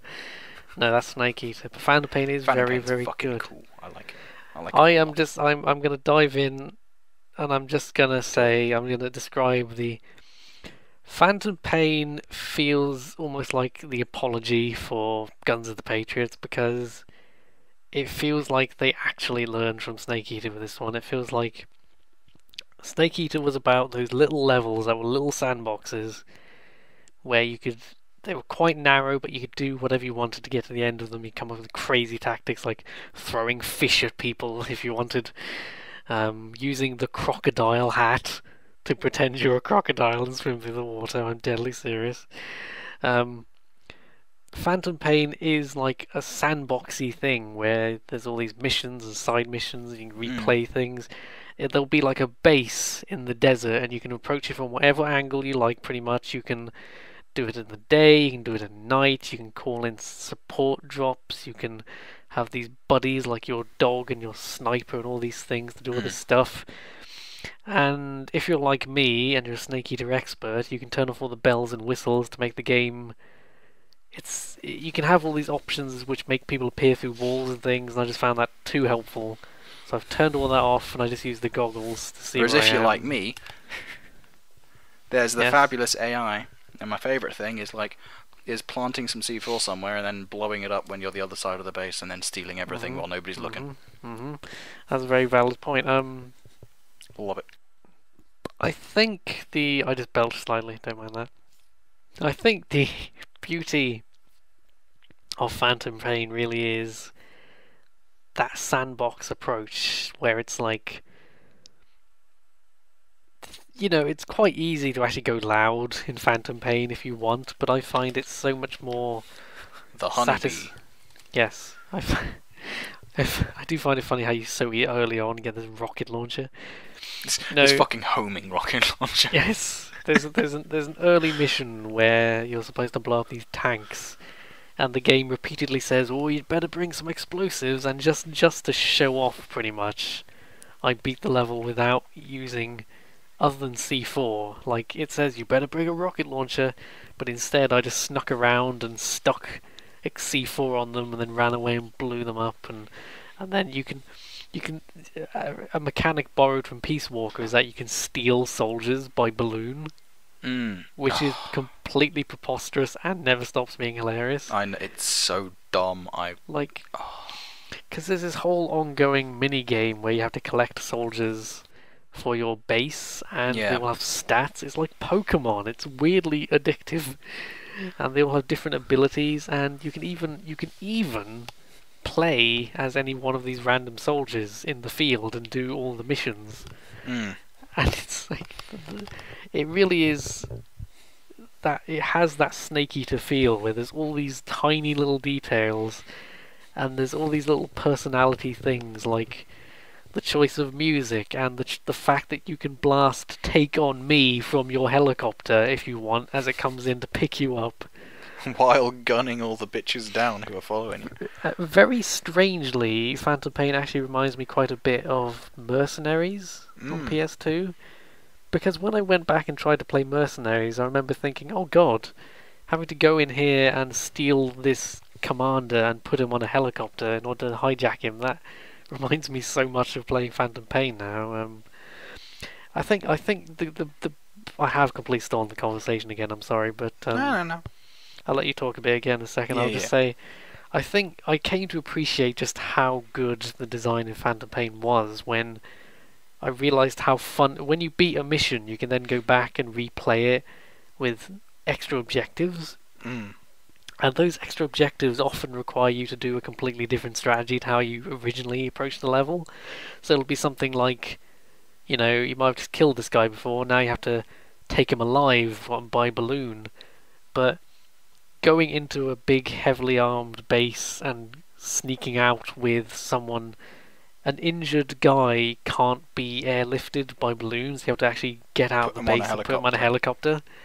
And that takes quite some doing in some of the levels to get them out without setting an alarm off. Yeah. And even if you do set an alarm off, it's so fun that you can throw them on your horse or into a jeep and then just pile out of there like, oh god, it's all gone wrong. You know, we gotta bail.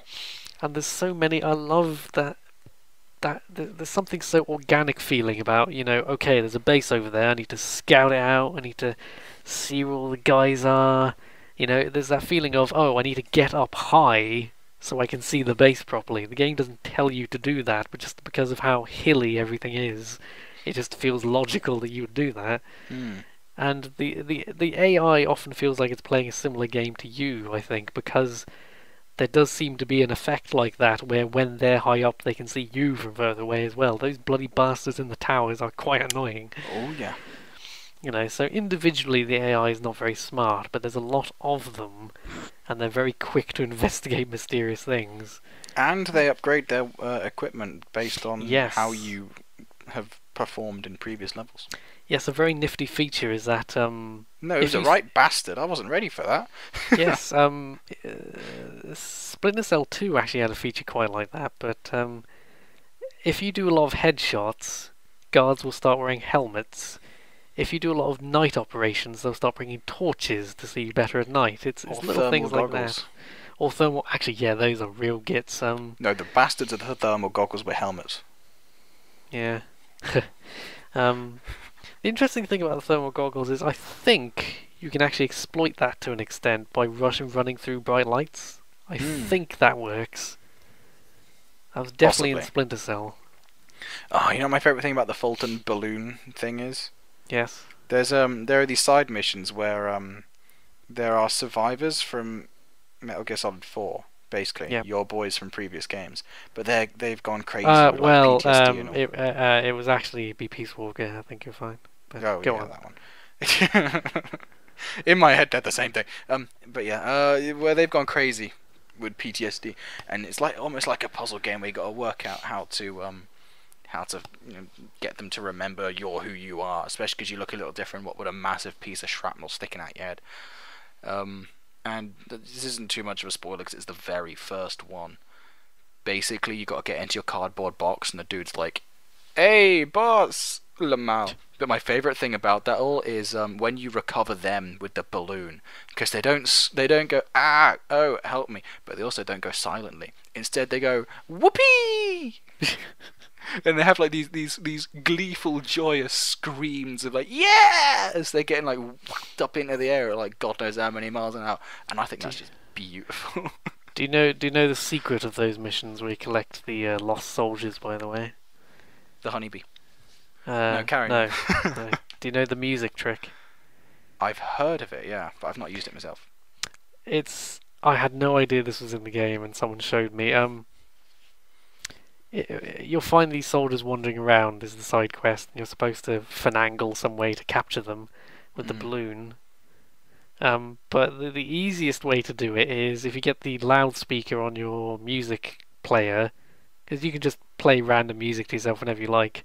Mm. Um, if you there's a piece of music, this is how meta this game is. You can get cassettes which are music from the previous soundtracks and previous games, Mm. and you can play some Peace Walker music. And if you play that on the loudspeaker near one of those soldiers, he walks up to you and kind of comes to his senses and goes, "Boss, is that you?" And they salutes, and then you win the mission. And the whole thing is that he's recognised that music from Peace Walker. And I'm like, this is so beyond my brain power. How I would never even think to include this or My figure favourite it one out. of those things is there is it's a cassette of like a guy just like shitting his guts out, Yes. and you can hide in a toilet, like if there's an alarm going off or whatever. Oh my And, god, like, I if don't know guards about try this. and run up to you, you can play that on the loudspeaker, and they'll assume someone's in there, and they have like they have unique voice lines for it and everything, and they're like, Oh my "Oh, God. whoa, sorry, man, I'll leave you to it." my mouth was literally open just now. I didn't know that at all. I Yeah, never yeah. thought to try that. That's hilarious. I thought you were just going to say that, oh, you find this audio cassette and it's just a guy having a diarrhea attack, and that's funny. That's No, what you I can thought were hide in gonna their say. portaloos and play it. It's great, That is so beautiful. isn't it? That might be even more obscure than the soldier thing. It's not. It's less meta. I'll say that. It's less meta. It's more like Who would think to do you this? see what I mean? It's like this is that's such a Metal Gear thing. Like, how many other games would have a feature like that? I think most games which had a feature like that would loudly announce that that is a strategy that you can use, but Metal Gear just hides these things in here, giggling you know, to itself in the corner while it waits for you to find him.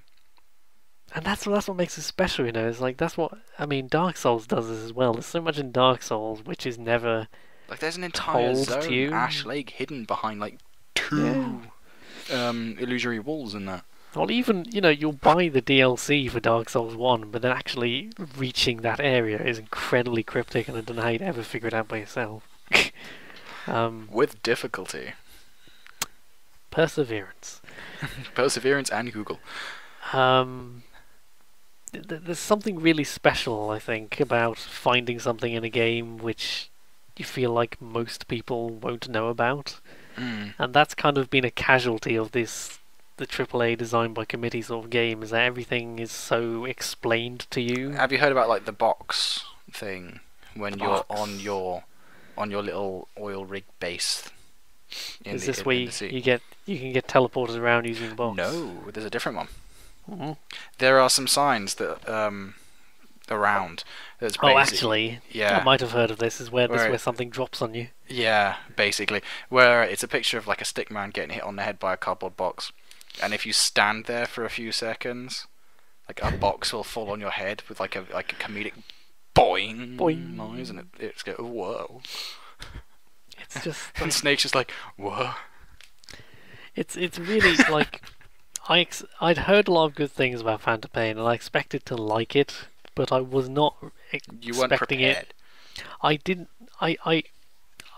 I've been there are some things which have been scaled back from Snake Eater, like they don't have the same camo system anymore. They have a camouflage system, but it's much simpler and more obtuse. You don't get that nice big chunky indicator in the corner constantly reminding you I of don't bother. visible I go alarm. around in a tux. By all means. Yeah, that's how I roll. Like, okay, well, I guess that's the good point. Actually, is camouflage is basically optional now, whereas it was completely essential in Snake Eater. It was like one of the key features of the game. I play Snake like James Bond. Yeah. Oh, speaking of characters, I was quite disappointed by Phantom Pain's use of Ocelot, who is my favourite character of like all of the Metal Gears. I love him in Snake Eater. Actually, Because- yes, Like he's really really cool. Like he's a badass. Yeah, who like, does he even Phantom work Pain. for? No one knows. He works Yeah, for like, he's himself. fucking sick. And yet, like he's relegated to like a pseudo tutorial cum narrator that you don't really talk to all that often, except every now you come back to base and he moans at you for not having a shower. That is funny. I mean, there are entire yes. training scenes where like Ocelot's like, all right, you boys shoot them targets, and then like one of them tries to do like a fancy thing with like his little Yeah. handgun, and revolver. Ocelot's like, nah, You're you pretty need a gun like good. this, and goes, "Pacha, pacha, pacha, pacha, pow." I think He says he makes that noise as well. it's like I haven't played enough of the story to have an idea, but I have already. I'm so much more confused as to what's even going on in Phantom Pain, other than the most basic understanding of like these guys blew us up, let's blow them up. Have you heard of the Lust for Revenge cutscene? I have not. I'm sure I'll find out. You'll know it when you get to it. It's my favourite Okay. moment of the entire game. I expect silliness. It's just when I think of Snake Eater, though, there's a lot of strange things that happen in Phantom Pain, but they don't feel like there's. I'm sure some of this is just nostalgia, but when I think of Snake Eater, the scenes like him doing the Halo jump at the beginning. It's so beautifully choreographed, and even though it's an old game, if you play the HD collection, it holds up well with the lighting effects and everything, and the music is so good. It's like da da da da da da da da da. He's spinning, and then just as he levels out, the music goes like da da da. It's like it's the best.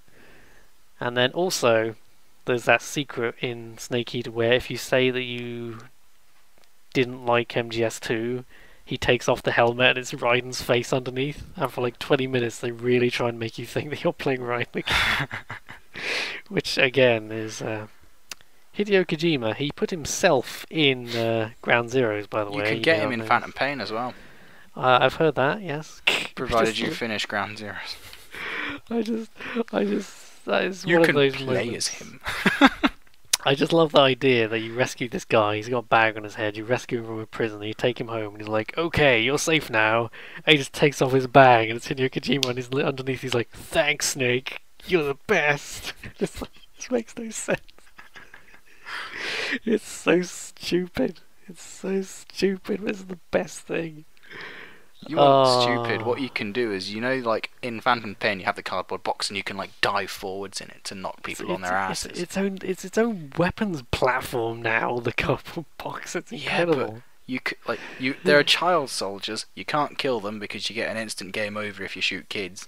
Oh God. But you can dive into them,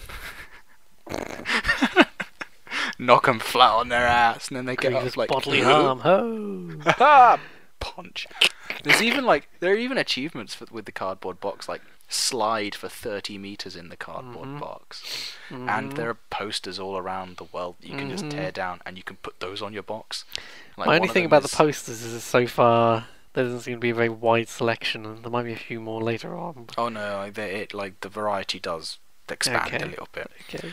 But so there's like a poster of like a commander or a guard or whatever, and if you're in the box and you stand up with it, they're like start saluting, sorry sir. But there's also like an anime girl one. Yeah. Like the pin-up girl, essentially, and they're like, what?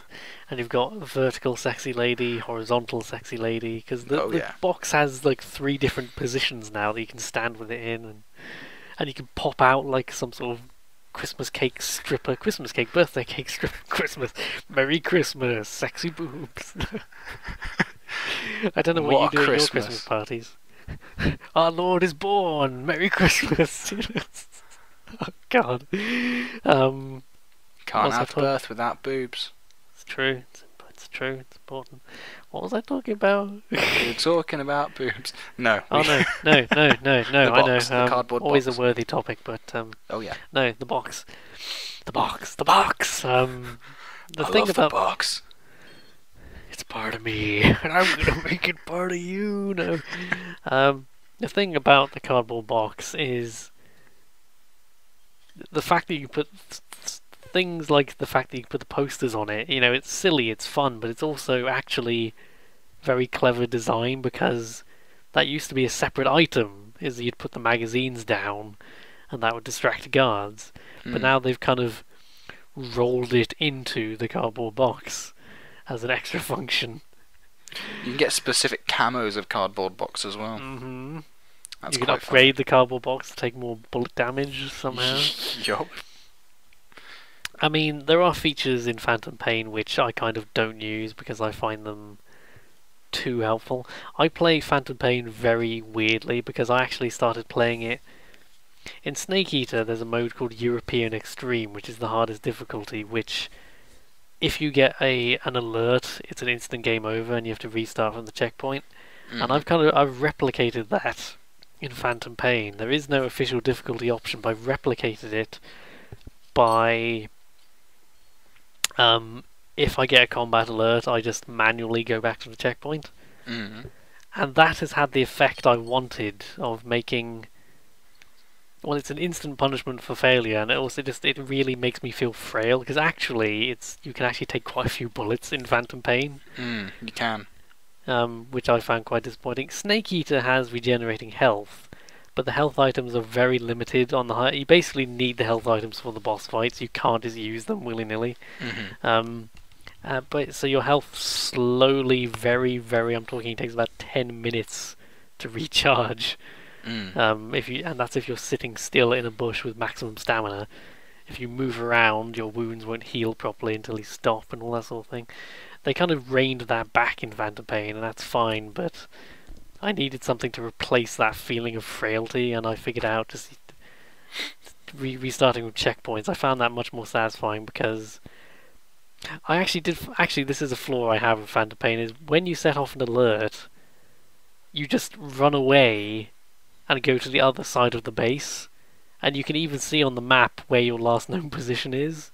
So they're all over there, so you can deliberately set off an alert and then just run around the base, and they'll be looking for you in the wrong end of the base, and you can just quite easily sneak in the other way, and possibly even set off some secondary explosions in the distance to keep them distracted. And I mean, I stopped using grenades for a similar reason, because if you use a gun, it makes noise and they know where you are. If you use a rocket launcher, it makes noise and they know where you are.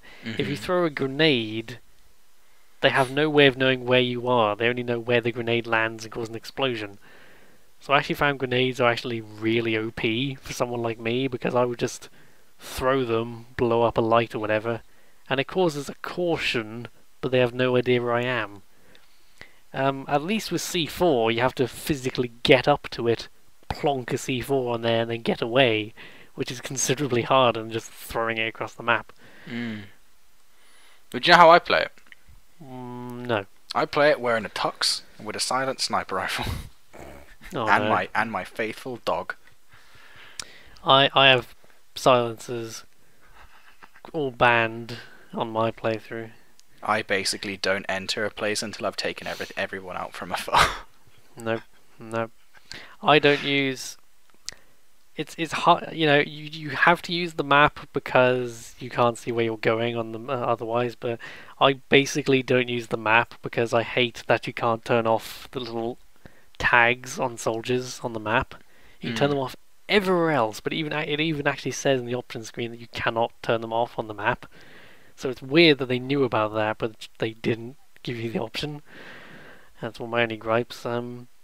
So I do let myself use the goggles though, so I'm wandering around. The goggles let me see everything in my immediate vicinity, but it's still very possible to just rush around a corner if I'm not careful and bump into someone. And because I have this European Extreme sort of DIY mode I came up with, it makes me very cautious. But I still feel there's, it's still the magazines that you just throw. I say magazine like a gun magazine, not like, oh, I'm reading a magazine. They are one of the most useful items in the game, because you can constantly, you can even just use them as a test to see if there is someone around the corner. It's you're like, this is a blind corner, I'm just going to throw a couple of magazines and see if anyone goes, huh? And if no one does, you can be fairly sure they're not nearby, because the magazine makes quite a generous sound radius when you drop it. I am talking far too much. Feel free to jump in whenever. But I throw magazines at people sometimes. You can do that too. Because you can no longer throw snakes at people. Yeah. No, you can't. You can throw grenades. You can throw grenades. No. I like to have as mentioned, I use silencers a lot.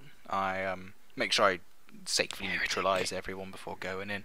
And on top of that, I'll plant C4 on one side of the base if I need to infiltrate the other side of the base, so that just in case anything happens, I can just blow it and everyone will just run to the other side of the base. I go out of my way to make things as easy as I can for myself.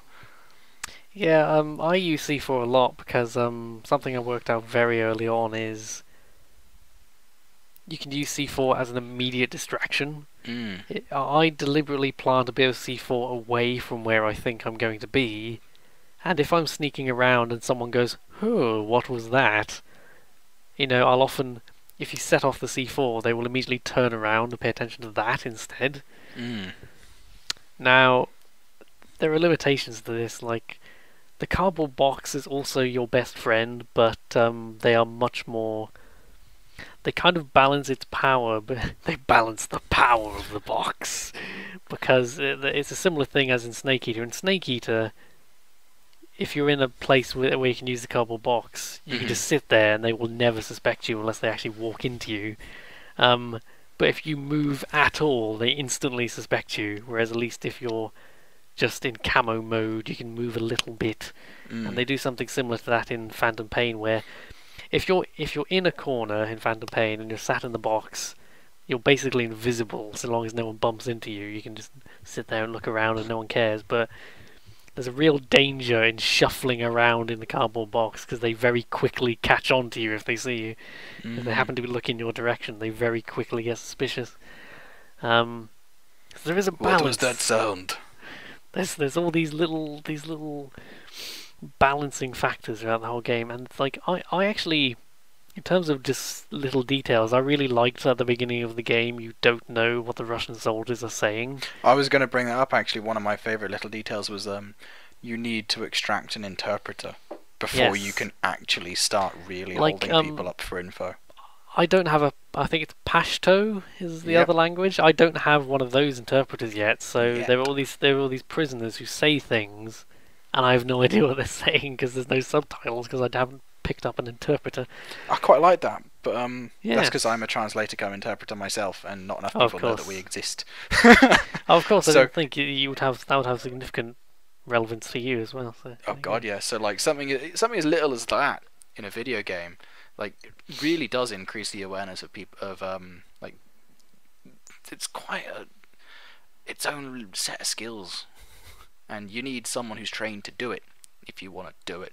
So you can't just get one of your guys on your base who can kind of speak a little bit, and you can't, and like a prisoner who can kind of speak a little bit of English, and you can't just like jimmy the two together. You've got to find and extract a professional interpreter who is willing to work for you before you can start doing anything silly like kicking people in the nuts and asking them where their mates are.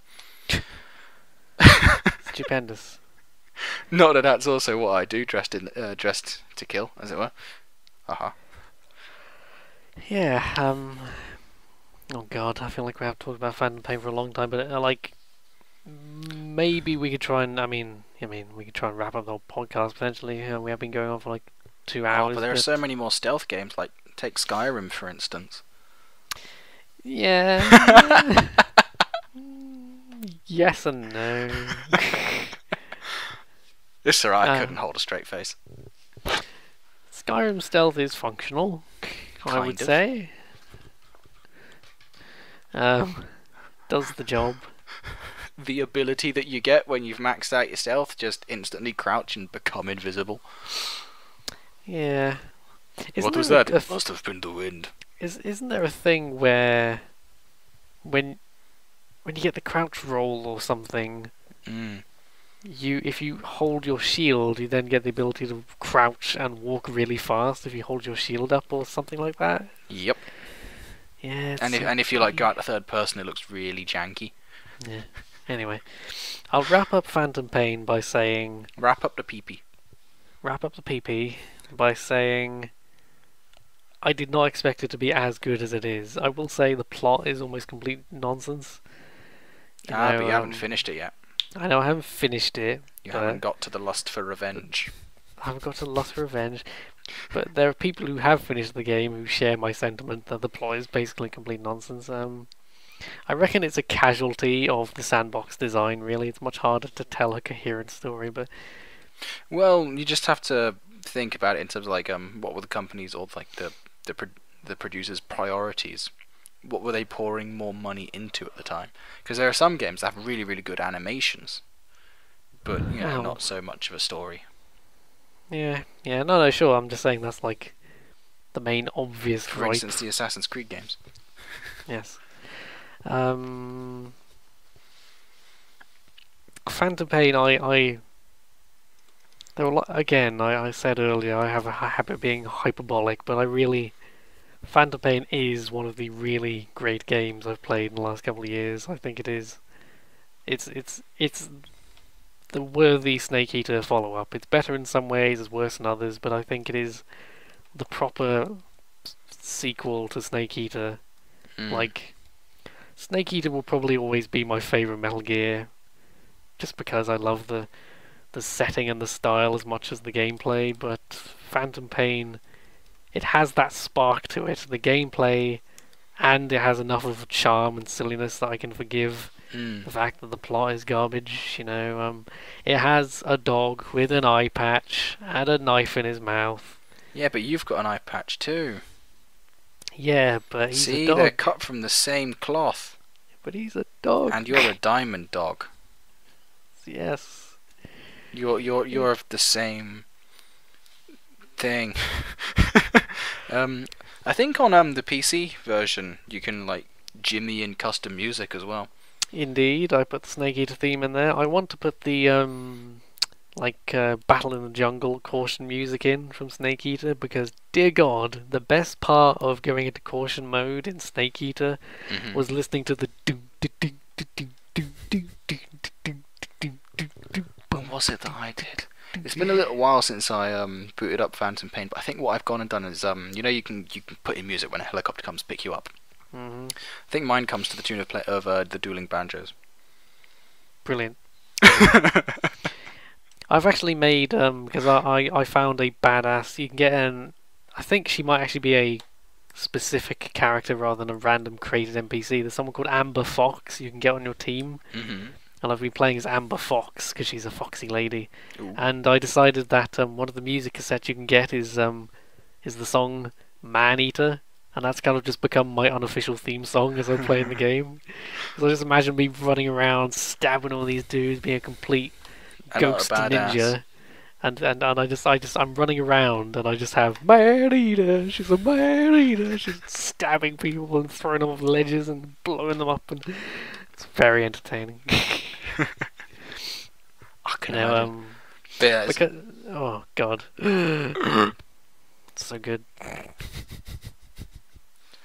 Oh my god. Okay, hang on. I completely forgot about my favorite. I know I'm trying to wrap this up. I'm so sorry, but I forgot about my personal favorite Phantom Pain story. go ahead. And I even mentioned the song earlier. I mentioned Take On Me. Hmm. The story is, I was doing a mission in Phantom Pain, and I got completely distracted for about an hour, because this is the beautiful sandbox that is Phantom Pain. I will just get distracted with my own little missions. Hmm. I was sneaking into a base to do an actual mission. I was like, I'm going to make some progress in the story for once. And I'm walking along outside the wall trying to figure out how to get in, and I just hear bling, do do do, do do do do do, and I'm like, could it be? And I'm like, oh my god, they've got Take On Me in this cassette, which is one of the best things in the game, of course. Oh god, yeah. You have That was my this music. helicopter theme tune for ages. You have this music player which you can just play at any time. You can just listen to music, and you find the cassettes in the world, and you can just collect them, and they just add to your collection. It's like Saints Row 2, and as soon as I heard that music, I used the microphone to listen in the wall and be like, yeah, that's definitely Take On Me. I was like, drop everything. I'm getting Take On Me. I'm adding it to my MP3 collection. That's all I need. That's everything else can wait. And I spent an hour. I made 2 or 3 different attempts to sneak into this base and got chased out 2 or 3 times. And then I finally managed to get the cassette, only to realise there was a guy in the corner of the room I hadn't seen. So he immediately set off the alert. I remember so vividly. I dogpiled into him to try and stop him, but it was too late. So I just pelted out of the room, hid under a table. I used one of those decoy things to knock a guard out by throwing at him and deploying it, and then I set some claymores to stop them coming into the room, and then they eventually seemed to lose where I was, so I very gingerly snuck out, and then they saw me again, and I ran away, and then there was a waterfall, so I kind of fell down there, and I remember I've got a screenshot of this. I was hiding in a cardboard box on the side of the waterfall, and there's these three guys with machine guns just combing the area, walking down the river like, where did they go? It was such a ridiculous adventure, and it was all because I wanted that cassette so much, and I was just sitting there under the table after that whole thing had started, and I thought, well, I might as well listen to the cassette. Take on me, and there's these guys blowing up with the claymores I've set, and it was a really, really magical moment. And then I finally got on the helicopter, and I'm like, whoop, well, this has to happen. So I was like, doo doo doo doo doo doo. It's just the helicopter comes over the hill, and the music getting louder as the helicopter gets closer. Doo doo doo doo doo doo doo doo doo doo. It was magical. It was magical. And I don't think we're going to find a better way to really round out the podcast than that whole subject, so... So, with that in mind... It's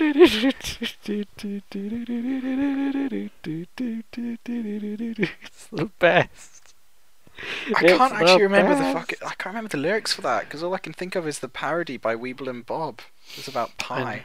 I know what you're talking about. Yeah.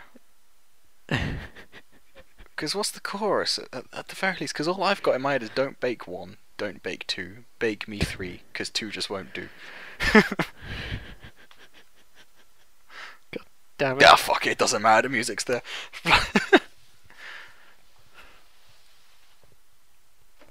Phantom Pain, it's pretty good. It's alright. 5 out of 10.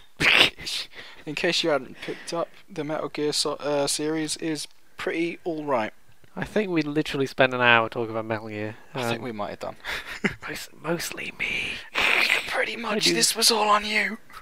I knew this would happen. It's alright, next time I'll do more talking. If I really cared enough, I could actually put all of my Snake Eater and Phantom Pain gameplay footage just in the background of the video. I don't think I do care enough, but I could do that. You could, or you could just leave links to it at the bottom. That's much too much. Well, that'd be less effort, but... Wait, I've got Deus Ex footage in there too. Yeah, I could totally do that. Yeah. Yeah. You should do it. I should. I could. I would. I might. Ow. I hit my microphone. Did you have fun, Biscuit? I had a lot of fun listening to you ramble about Metal Gear. Did you have fun rambling? I had a lot of fun rambling. I mainly feel bad that I'm very, very good at rambling to myself for hours on end. Mm-hmm. I'm just concerned that when there's another person there, if you're not the sort of person who's very confident at interrupting me, I worry I'll just talk and talk and talk and you never get the thing, I didn't really have as much experience as you when it comes to Metal Gear. Okay. Like, straight up, cards on the table, I've not completed any of the games. So... Like, unless you have some great controversial topic that you're going to drop on me and we have to have a battle over this, like, I mean, it's horrendous that you've never finished Snake Eater. Doom 3 was a good stealth game. Eh. No, even I don't believe that. Weak sauce, try harder. Bejeweled Blitz is one of the greatest stealth games I've ever played. That's fair enough, yep. Yeah, I'll go with that, yeah. Righto, well then, we should wrap it up. Yeah. Hope you enjoyed. I know I enjoyed. I want to play some Phantom Pain now, I'll tell you that. I very much did, and you might as well at this point. Amazingly, I don't think I've actually done a rendition of the Snake Eater song this entire podcast. So, has to happen now. No, there's already video evidence of that on the internet. Once was enough. There's some incredible covers of that song too. Oh, I'll bet. complete with people making their own overproduced James Bond videos. Oh, it's so good. Okay, well, maybe that's how we round out this video, is Phantom Pain is so good, it successfully stopped me talking about Snake Eater for an hour, because I obsessively talked about Phantom Pain for an hour instead. So that's about as good a recommendation as you'll get. That really is. There's, other than Mad Max, few things distract me like Phantom Pain does at the moment. So either buy it and play it, or watch someone else play it, because that shit's good. This is when I should remind you that you can watch my Phantom Pain Let's Play on this very channel. No and my shit Snake intended. Eater videos for that matter too. All for the low, low price of... No, there's no price unless... The low, low price of nothing. Low, low... Well, that is a low, low price actually. Well, the only price is time you could have spent doing something productive. You guys should watch that stuff, it's pretty good. I'm strongly biased, and I still hate it. No.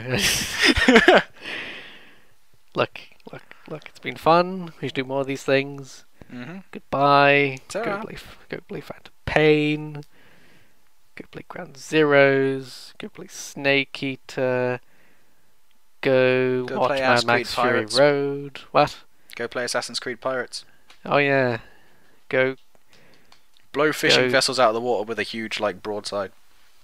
Very cathartic. Sexy. Boom.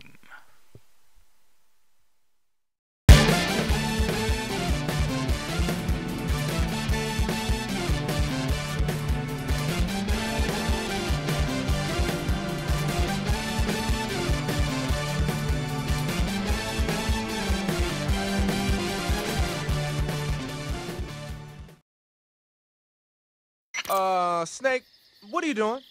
I'm in a box. A cardboard box? Why are you...